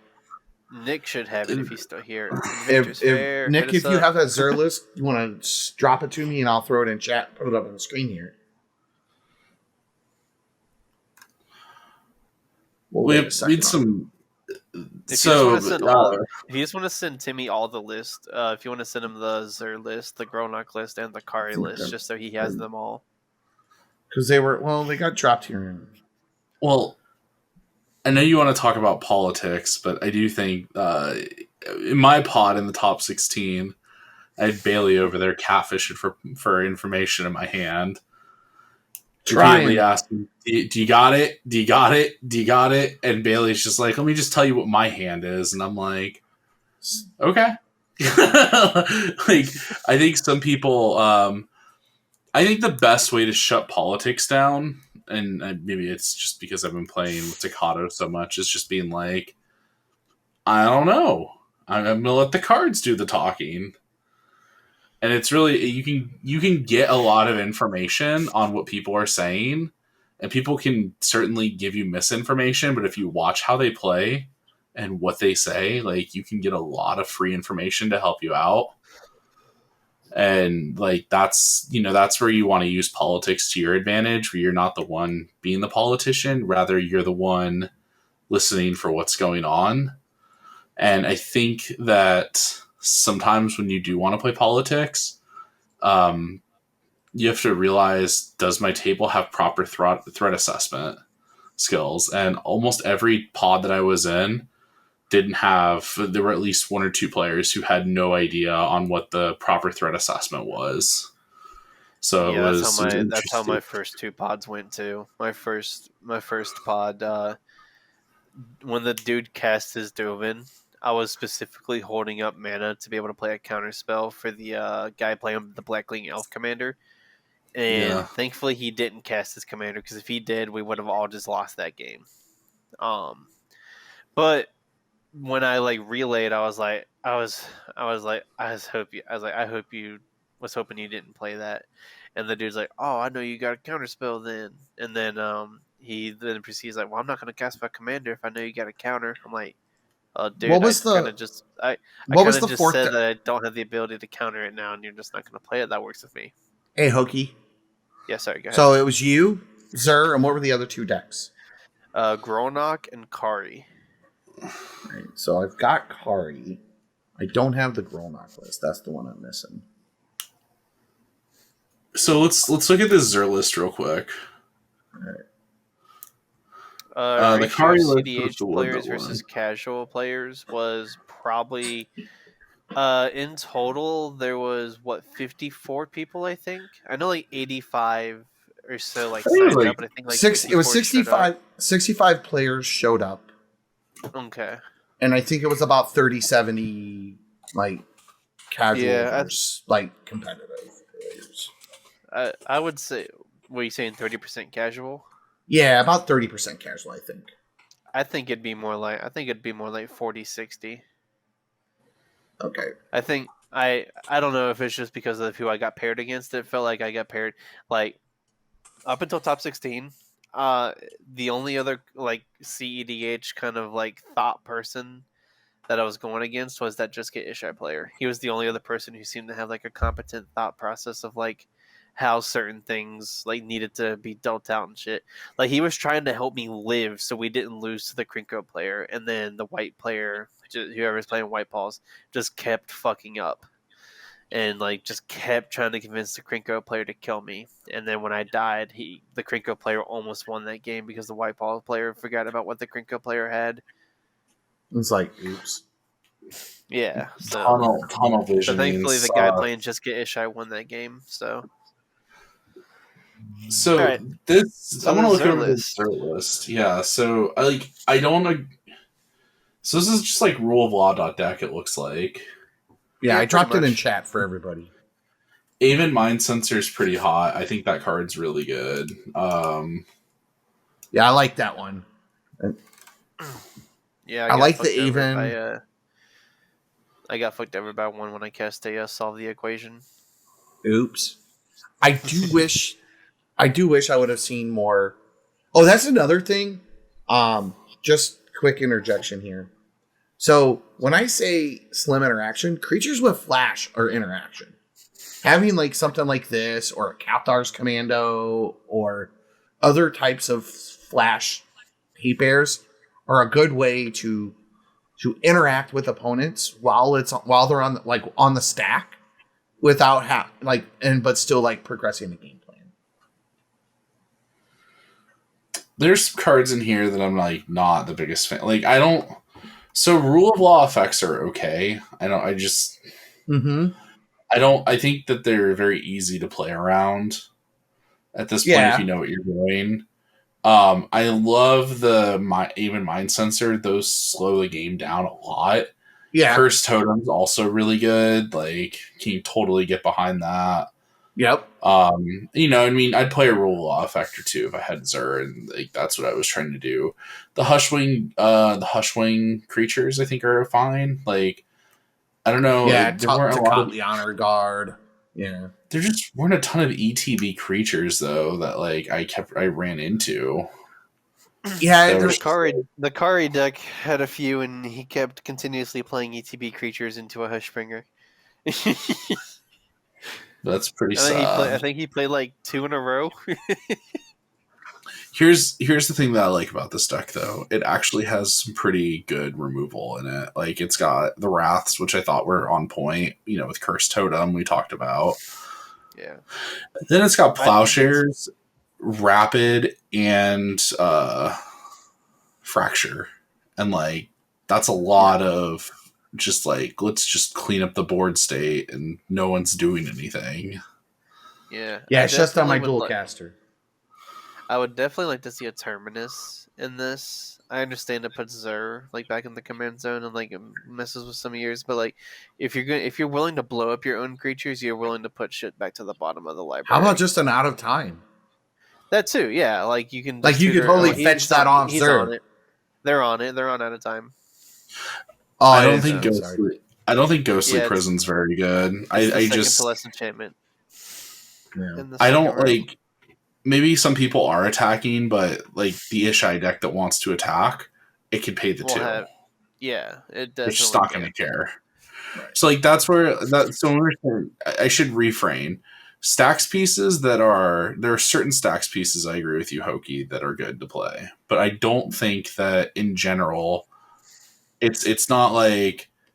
It's the Aven Mind Sensors. It's maybe the rule of law effects. It might be some of these Hufflings that are fine in certain matchups, but it's like I'm never gonna be like, hey, I want to play a Ghostly Prison in my deck because I am combat damage. Like, and that's a stacks piece. It's just not a good one. Yeah. Witness Protection's pretty hot. I like that card a lot. Dude, that card put in work for me. I made a Krinko legitimate businessman for about 3 turns. Yeah,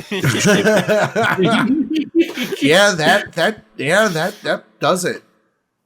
A green-white citizen with base power named legit business person. Yep. But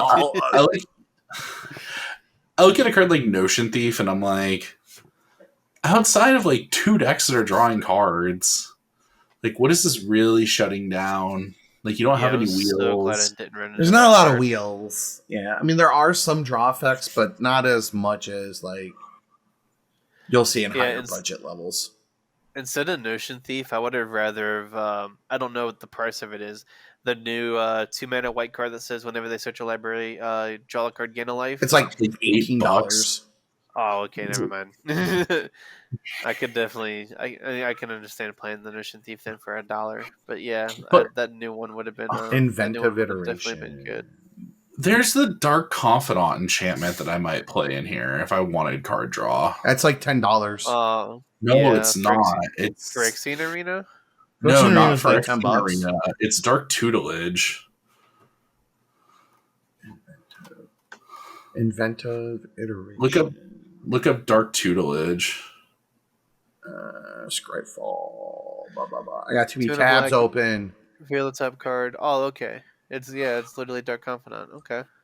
Yeah, like I would play something like that if I wanted more of a card draw instead of saying, "Hey, I can only cast 1 spell a turn." It's a cute lock, but geez, like, why would you ever want to put yourself under a rule of law with a rule of law in play and someone removes the rule of law? Like, you're just under your own rule of law. Also, Blind Obedience is kind of insane. I forgot about that card. Inventive iteration. Yeah. Return up to 1 target. Moderation was the card I was thinking of earlier when I was talking about this deck list. If you're already under rule of law, being able to draw a card because you just rule of law yourself is really good. Oh, it just really sucks if your rule of law gets bounced. Yeah. All right. Paladin class is also really nice. So I like that. That helps protect your stuff. I'm not saying this deck is unplayable, by the way, and I don't want to trash it. I think that there's some really good things in here, and there's some things that I'm like, I question, but at the end of the day, I'm not questioning, why they're being played. The pilot might have played this format way more than I have and understands like their meta has use for, these things. These hush bringers and stuff. Whereas in the open tournament, I'm like, I didn't see enough where I was like, hey. Yeah, I mean, I agree. I would not consider this to be a super useful card most of the time. Like I was never getting their. I was just never getting attacked enough where making everybody pay 2 mana was going to make or break my game. It was usually like I was either getting docked with like one huge ass thing, or it was just incidental chip damage where like they were just like, oh, he's open, I'll just hit him. You know what I mean? So like all Ghostly Prison is going to do is just get them to attack the next guy at most. Or if they're really trying to kill you, they'll just pay the 2 with their big fatty, like Ashaya will. You know what I mean? By the way, Ghostly Prison, super hot card, like in regular casual EDH. I just don't in tournaments. Yeah, especially because it would have maybe messed up an aggro deck, but I didn't see. I saw a White Paws and a Krinko, and they were in the same pod. That was about the most aggro I saw. Yeah, but the Light Paws just pays the 2 and then swings with their big old Light Paws. Yeah. Like, it stops Krinko, but like at the point that Krinko's ready to kill you, he's either got a sack outlet to ping you with, or Krinko had Goblin Bombardment in place, or he's got infinite mana and it doesn't matter. He's just got tons of goblins and he can sack the Skirk Prospector to attack. That's and get through. Probably the softest enchantment I see here is that one, Ghostly Prison. Definitely that one, and I think the Seal of Cleansing too. Like I understand it has its uses, but if you're casting it, I get it. But I think searching it is just not. Just sometimes you need to. Like I get it. It's a disenchant that you can just play out and hold people hostage with. So I played a ton of Zur in CDH. Like that's my pet deck. That's what I basically was like getting known for a while. And is that white enchantment? I can't remember what the hell it's called, where it enters the battlefield and you get to exile a permanent each player controls. Is that I just don't like know, not Zur like player. You should know what the Zur Grasp of enchantment is. Fate? Yeah, I know. Grasp of Fate. I've blocked that card out of my mind, Timmy. I hate that card. But Zur sometimes, player. yeah. Well, what's Grasp of Fate running right now? Probably not a whole lot. Grasp of Fate. I got you. Grasp of Fate is going to run you about $5 for the C15 and $5 for the mystery booster. So it's going to run you $5. Okay. I'd rather have Jess down. Like, I'd rather just tutor, like, if I had to or something. I don't know. Grasp of Fate's okay. I don't know if it's $5 tutoring good. just... I don't know, getting rid of one, like... It's Getting a rid of 3 for one 1. problematic permanent. Yeah, it's not terrible. I just don't know if it, like, $5. A 3 for 1 you can tutor is just really good. Yeah. Okay. I would probably play it over Grizzly Prison. Okay. Yeah, probably I would. Yeah. Yeah, I definitely would play that. I'd play it over some of these other enchantments, but I don't want to dunk on this too hard. Yeah, so. I also think that like maybe the land count's a little high because the curve on this deck is 2.6. Yeah, 36 probably- land is a lot. Probably could get away with like 34. I think. Especially when you're a rule of law deck, so you need less mana than usual. Well, and you're kind of tutoring up most of this stuff anyway. Yeah, you're tutoring this stuff up in your rule of law deck. But so, like, the your downside mana cost can get drastically reduced. But the downside is they're not running any ramp at all. None. Can't really run any in Esper. Like the way a Zur deck wants to play, it's hard to run any.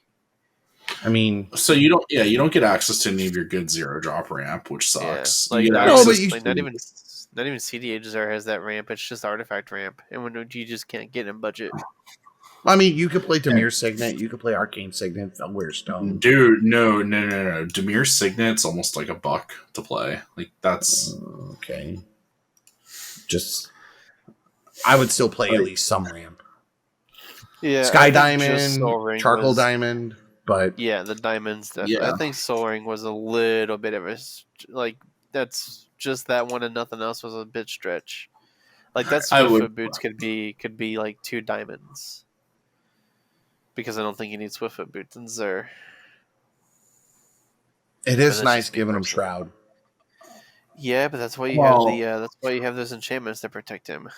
I think that if you're going to do that, I'd cut Greaves over the boots, just if I was going to play budget, because Greaves is $6. Yeah. That too, yeah. And this Shroud prevents the auras from attaching. Yep. Because they can't target on cast. So, right, the interaction suite's pretty nice, though. Yeah, I like the interaction suite a lot. Yeah, definitely would have liked to see No March to Swirling Mist, and a couple more counter spells. Instead of So, what are you marching in this deck? Like, what are you afraid of? I know you can march proactively, but I don't really think you're afraid of anything. I think it's more just like it's just more being proactive. Like, I think I would just rather see, I don't know, like more 2-mana removal. That's fine, or the other Pongify effect and reshape. Resculpt would be good. Resculpt, yeah. Yeah. I mean, those are also definitely Resculpt. It's definitely something that could go in. I think Resculpt is better than Void Rend. Yeah. I think Slip Out the Back is probably not needed. Like that could just be a Spell Pierce or Suspend. Or a Suspend. Yeah, good old source. Yeah, of timeshare. I would like to see Spell Pierce, Spell Snare in this build. Spell Snare hits a lot. Pierce hits a lot. And having that early game interaction for the fast decks helps shore up your matchup a little bit. I could see this deck getting run over. I think that the amount of I think that the game plan looking into this is you want to hit a turn 3 Rule of Law. And if you don't hit the turn 3 Rule of Law, your deck's going to get run over pretty fast. Yeah, And see, even that if didn't you even do, happen that didn't even happen in the finals. He didn't get rule of law until like turn 5. He cast Cazur on curve, and then and then swung and got Arcane Laboratory. Like it was just the Grolnoc player was screwed on mana. I was a control deck, so I wasn't answering the Zur in any kind of way, shape, or form. And then the Kairi deck was just trying to ramp up so he could get the Kairi clone stuff going. So it was like almost a perfect pod for this deck. so let's talk about the Kairi deck, because that's the one we haven't listed yet, and it's starting to get a little late. So I want to. All right, so Kairi. So Kairi, for those of you who don't know, is blue and 4. It's a 6/6 flyer with Ward 3, which means that if it gets targeted by a spell or an ability, it's countered unless they pay 3. And then when Kairi, the Swirling Sky, dies, you may do one of 2 things. Return any number of target non-land permanents with total mana value 6 or less to their owner's hand, or you mill 6 cards and return up to 2 instants and or sorceries from your graveyard to your hand. So the way I saw this deck basically play out, because I had a pretty extensive match with it in the semis, was he would play Kairi and then use like clone effects to copy Kairi and then sack the clone copy to the legend rule as a state-based action, and then use that to recur value engines like Walk the Aeons, Curse of the Swine, Counter Magic, and other clone effects. So the way he wound up winning our game was actually with infinite turns and just beating with a 6/6. That was the basic plan that happened to us. We were also at relatively low life total. I had nosed myself out of the game at that point, almost. I think I was only 2 hits, and then one of the other guys got knocked out already because of commander damage, and then he wound up actually killing the Shy player because he kept bouncing a Shy back to its hand. So who wants to make some comments first? This is so. Go ahead. This is a deck that if you go late into games with this deck, like this seems like the matchup where Shorikai is like, fuck no, I don't want to deal with this. Right. I just like this deck just wants to play its lands and yeah, you know, I mean the deck's on 33 lands, which is actually a pretty low land count considering how high the CMC is at 3.2. He does have a pretty decent ramp package, but he's also running some pretty like Cage Sun and Hedron Archive also kind of are a Cage little. Sun was definitely the most interesting card. Yeah, it's a little chonky for my taste. I watched the Cage Sun get cast, and then he just won the game that same turn he cast it, and the Cage Sun didn't do anything. Yep, that was kind of about what happened. Because Everett kept asking, "What'd you name with Cage Sun? What'd you name with Cage Sun?" And he just like went to combat and swung out, and then I was like, "I don't think it matters." He named Blue, boys. That's what he did. I do not know the pilot's name. He played it very well. Shout outs to him in our match. He played very well with it. I forget his name. I got told like 5 times. I even have I have the top 4 picture posted with him. I just forget. I personally would like to have seen a little more of the lower CMC interaction in the deck. The only 1 mana counterspell he's on is Offer. He has some 2 mana counterspells. He's got Delay, Make Disappear, which is kind of odd in a deck that's basically just running a 6/6 in play all the time. Torlin the Sky Summoner. Yeah. So it's Let a little. me tell you a story. Talleyrand? Oh, yeah, Talleyrand. Oh, that's right. There is Talleyrand in the deck. I forgot. I overlooked. Is that a high tide in there too? Here, there is a high tide in here. And the Sky Summoner. So I would have. Yeah, so there is a Talleyrand in the build. That is the only actual token maker. Because all the other creatures are clone effects or a Labman. He also does have a Labman for when because he can mill himself out with his Dargon And then cast the lab man, go to his turn, draw a card, which is a thing. I don't know if that's really what the deck wants to do. Probably just kind of seems like a backup plan, but I could be wrong. I didn't see it. The way I saw it win was recurring the Dargan and doing infinite turns. It was his backup plan because he milled it, and I asked him, I was like, Lab Man? He's like, yeah, it's my backup plan. I was like, okay. I'd imagine there's some sort of combo line too with High Tide where you can get a clone effect and go off and. Well, yeah. So you use what you do is you use the High Tide to generate a bunch of mana, play out a bunch of Dargans, copy your commander, sack them, buy back all your stuff, mill yourself 6, and then do it again next turn. Like, No. Like all you need is he on any of the untappers with High Tide, or is he just on? No, it's not. No, he's just on. No, it's just a mana. It's just a ramp. Oh man, if you cast a High Tide, he's got Frantic Search. Yeah, High Tide, Frantic Search plus one of the 3 drops. So he basically returns those. He returns Frantic Search to generate 6 mana, and he's got that 3-drop clone effect. So he can basically cast Labman, cast High Tide, Labman, Frantic Search, and then there's the Cackling Counterpart or the other one. Right, so he has to manually mill himself is the problem. He does by copying the dragon. So but it's 6 mana. He has to do it manually over and over and over again. Yeah, because the dragon doesn't get back clones. It only gets back instants and sorceries. No, it gets back Cackling Counterpart, which is 3 mana.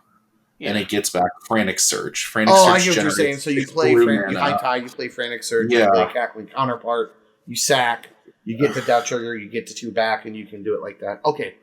Yeah. And that's, in all honesty, that's pretty cute. Like, I like that. That's like, I think that this is like a high-powered deck that, like, it is still fine to play in this format because it does its thing very well. It's a little slow on certain aspects. But yeah, it definitely took over the game. Like, it was rough on him till about turn 5. And then he took over the game pretty handedly from there on, I would say. I hope I get to talk to him again, because I want to ask if he even realizes that Crackling Counterpart interaction. Because that's something that could just go over people's head. He was probably just playing it as another clone effect. Well, it's a cheap clone effect, too. Yeah, that's what I'm saying. Like, he probably didn't even realize the fact that he has High Tide, that, and Frantic Search. And that it goes infinite? Wow. Yeah. Yeah. That's Richie for you. Digging out them 4-card combos. I can see things that are terrible. Back from the brink, exile a creature card from your graveyard and pay. But the deck, from turn 5 on, I played him one game, and I watched him play a couple other games because my matches tended to get over pretty quick. And he definitely once, I think it would struggle against any. It did struggle. Basically in my game, I had such a bad start, and then I had a Varen player and the Grolnoc player I had the Varen and what was my 4th in my? Jessica Ishai. And so I had 4. I had an all blue pot in my set in my top 16 match. And they stopped me from going fast, plus I had a bad start. So, and then he just took over after turn 6. Yeah. But in a pod with heavy interaction, this thing's gonna outgrind the control decks, I think. There's also it's crazy. He's $9 under budget, and there are cards you can actively play that I think are better. Having to play Witch's Oven, I don't know why. I guess you need a way to get rid of Kairi, but at the same time, I don't know. That seems kind of weird to just get to sack your commander like that. to play like a colorless sack outlet like that. I feel like there's might be better options. Well, and the legend rule usually makes it sacrifice, right? And you're in blue, so like if anyone puts any of those dumb enchantments that make your Kairi like a 1/1 citizen token, you just bounce it. Like you don't care. You're just like, hey dog. I hear you like tokens. I hear you like tokens. And then some of the enchantments are a little like, like again, there's a propaganda in the build. Probably a little more relevant in his deck because he's slow, but I definitely think propaganda is a lot more fitting in this deck than Ghostly Prison and Zur. Yeah. Even then, I still think that like once you get a 6/6 on the board, like you're not getting contested, and any player who's gonna like, how do I put this? So here's the with propaganda. If they're going to attack you, they're going to pay the 2, but they're going to pay the 2 with something that's going to get past your big 6/6 because you already have a 6/6 in play. Is the problem? So like, I think it was more of just like maybe they expected there to be more aggro, and that was kind of just like an insurance policy. It's just the one of if it comes up, it comes up.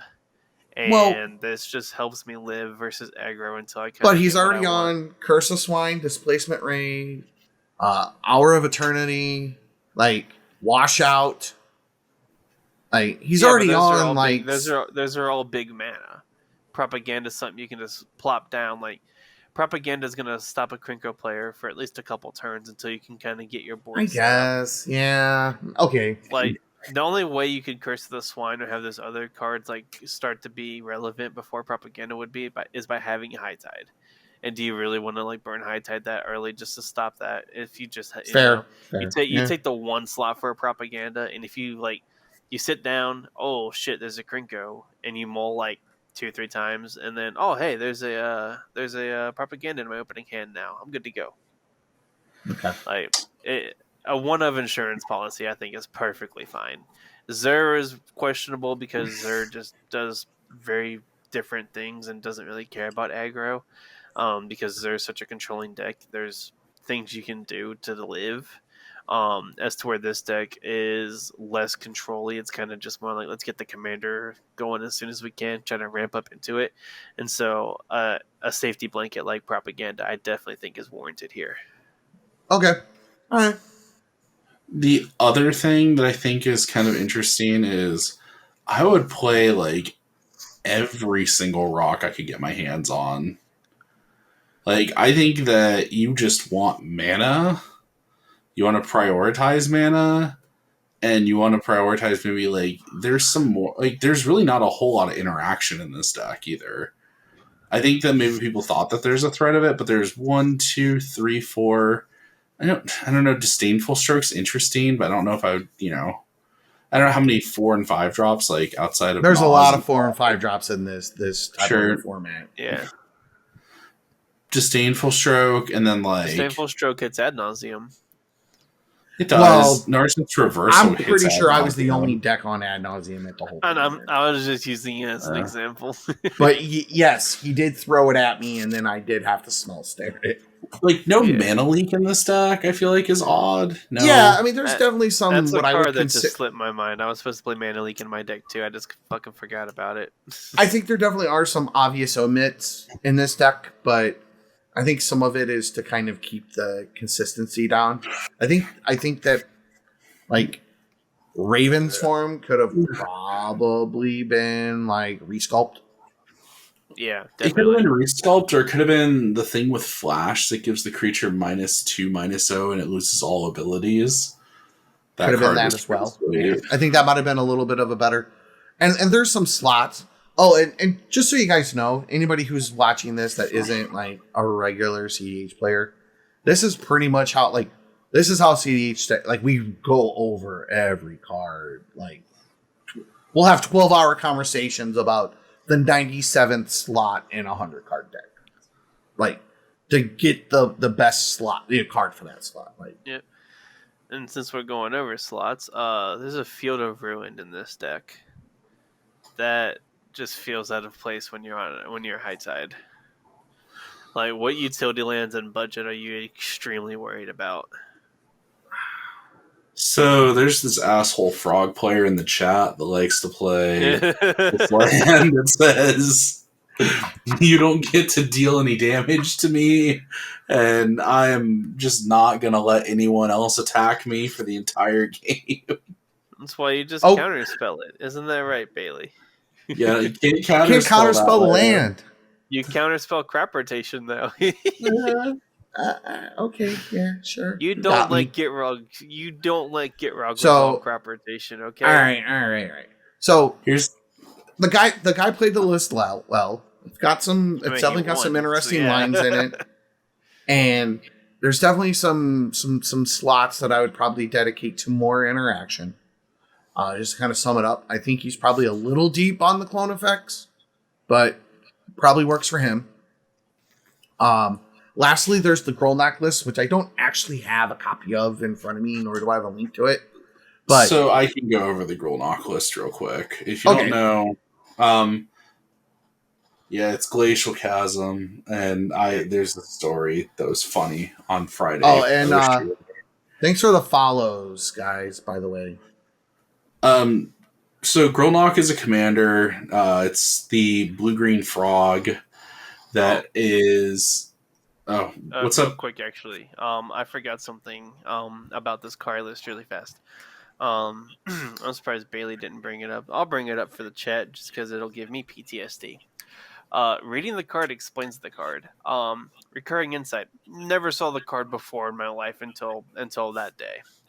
I was under the impression it worked like Peer into the Abyss. I now know it does not look like Peer into the Abyss. I exiled a card out of my hand to cast a misdirection to make it target me. And he's like, okay, so I just draw 5 instead. I was like, what? So not only did I him to Torok myself, I also let him draw 5 cards. You can continue, Richie. Boss, I'm going to take you over to Roosters, and we're going to have a beer, and we're going to pretend that never happened, okay? You're going to watch me eat another 3,000 calories? Yes, I know, please. Timmy, you want to come down? You want to come down and do another one of these events at some point? I mean, I'm definitely going to come down next year, but I'm probably going to play something that's not good. So the Grolnoc deck, I ran into this deck twice. And I had it's a deck that's trying to basically mill itself out with Grolnoc in play. It's got a combo line with... Basalt Monolith and Mesmeric Orb is one of the combo lines. Mirrormad Phantasm mills a huge chunk of the deck out. And then it's got the Jace that's 0, mill 10. I think there was a Traumatize in there. There's all sorts of stuff. But it's trying to assemble basically Mesmeric Orb Basalt Monolith. Yeah. So it can mill itself out and then cast an Oracle. The deck is deceptive in the sense that the commander draws cards. It will, quote, air quotes, draws cards. It literally attacks for 3. You can mill your top 3.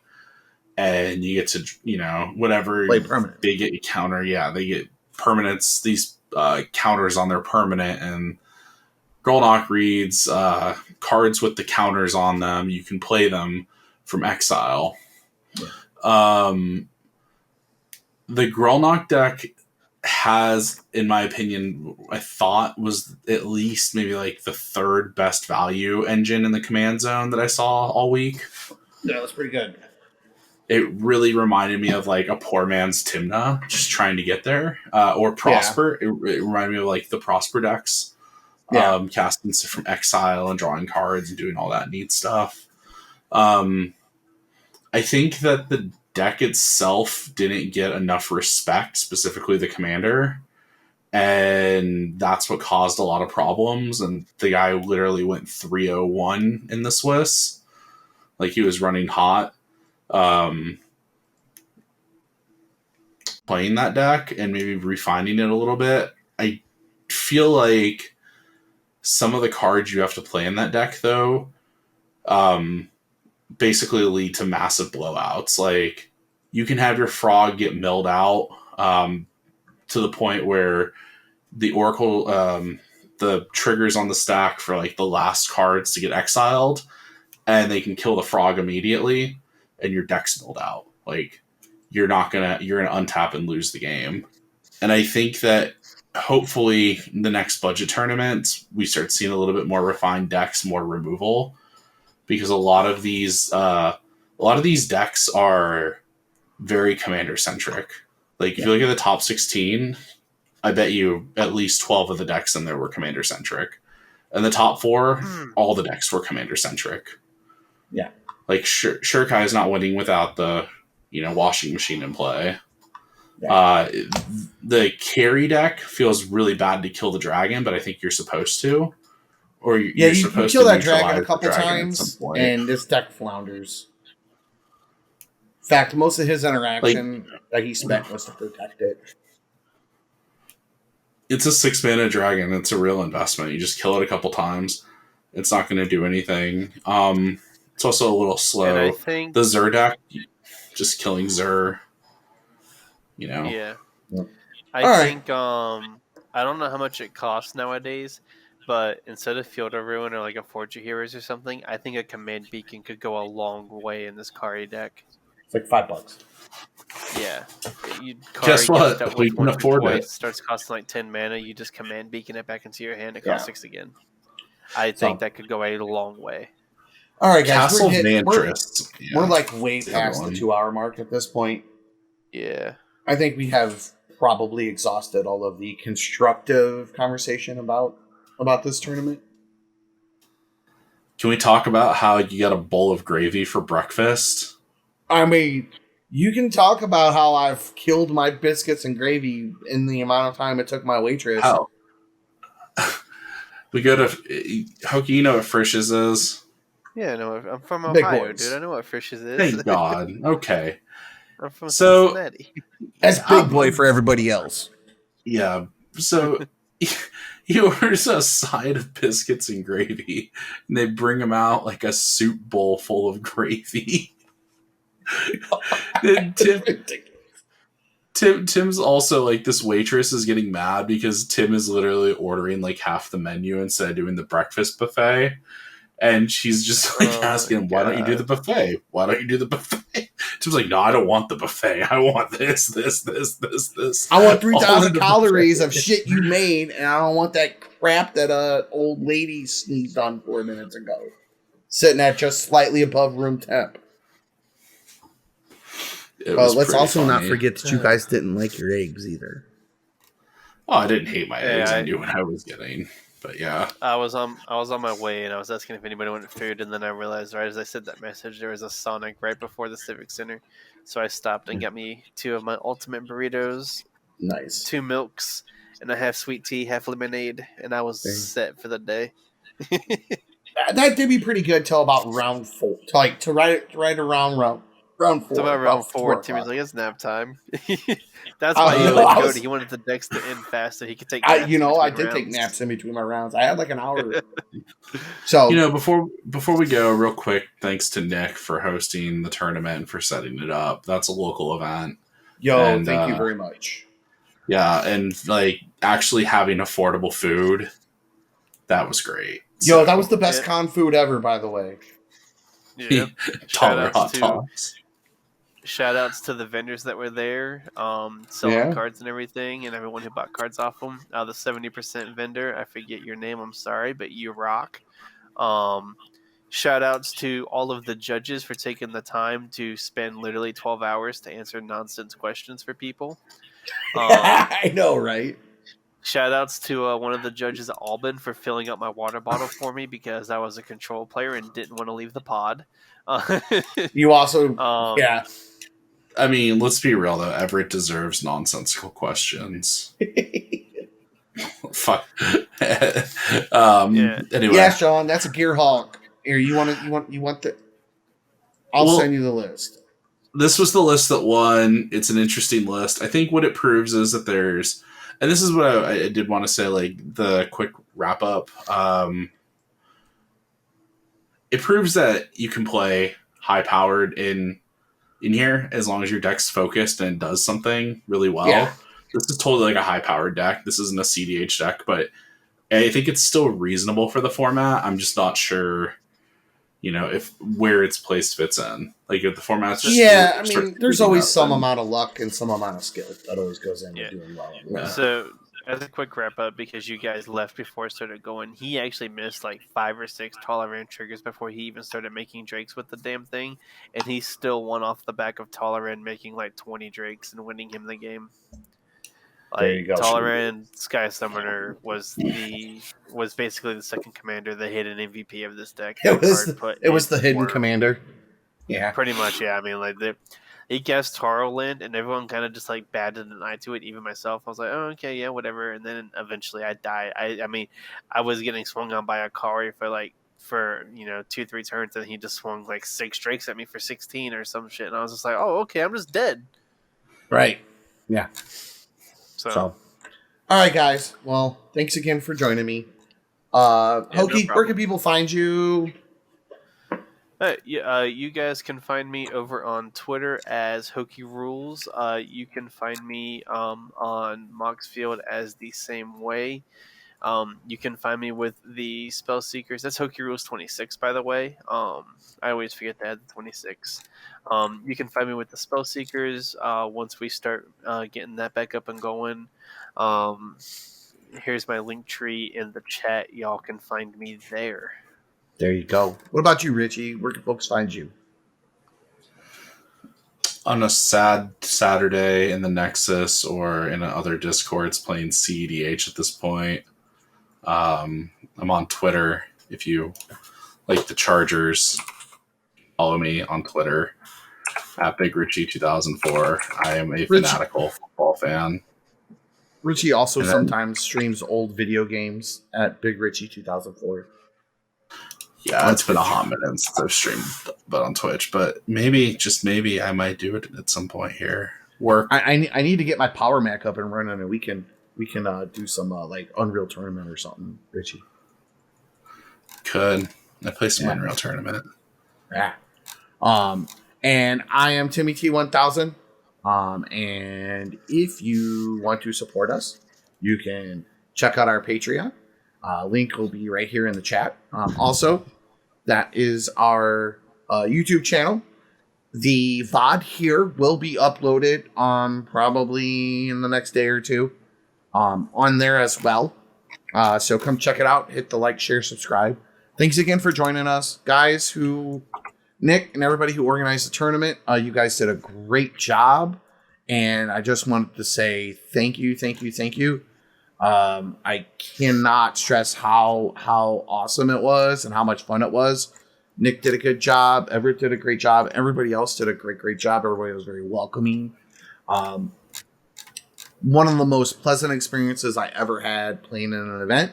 And it was definitely worth the 4-hour drive, and I'll be back. So with that in mind, just wanted to tell everybody have a good night, and thanks again for joining me. And I'll see you guys around. Not a problem. Have a good night. Peace out, Girl Scouts. Bye. Bye. Bye, guys.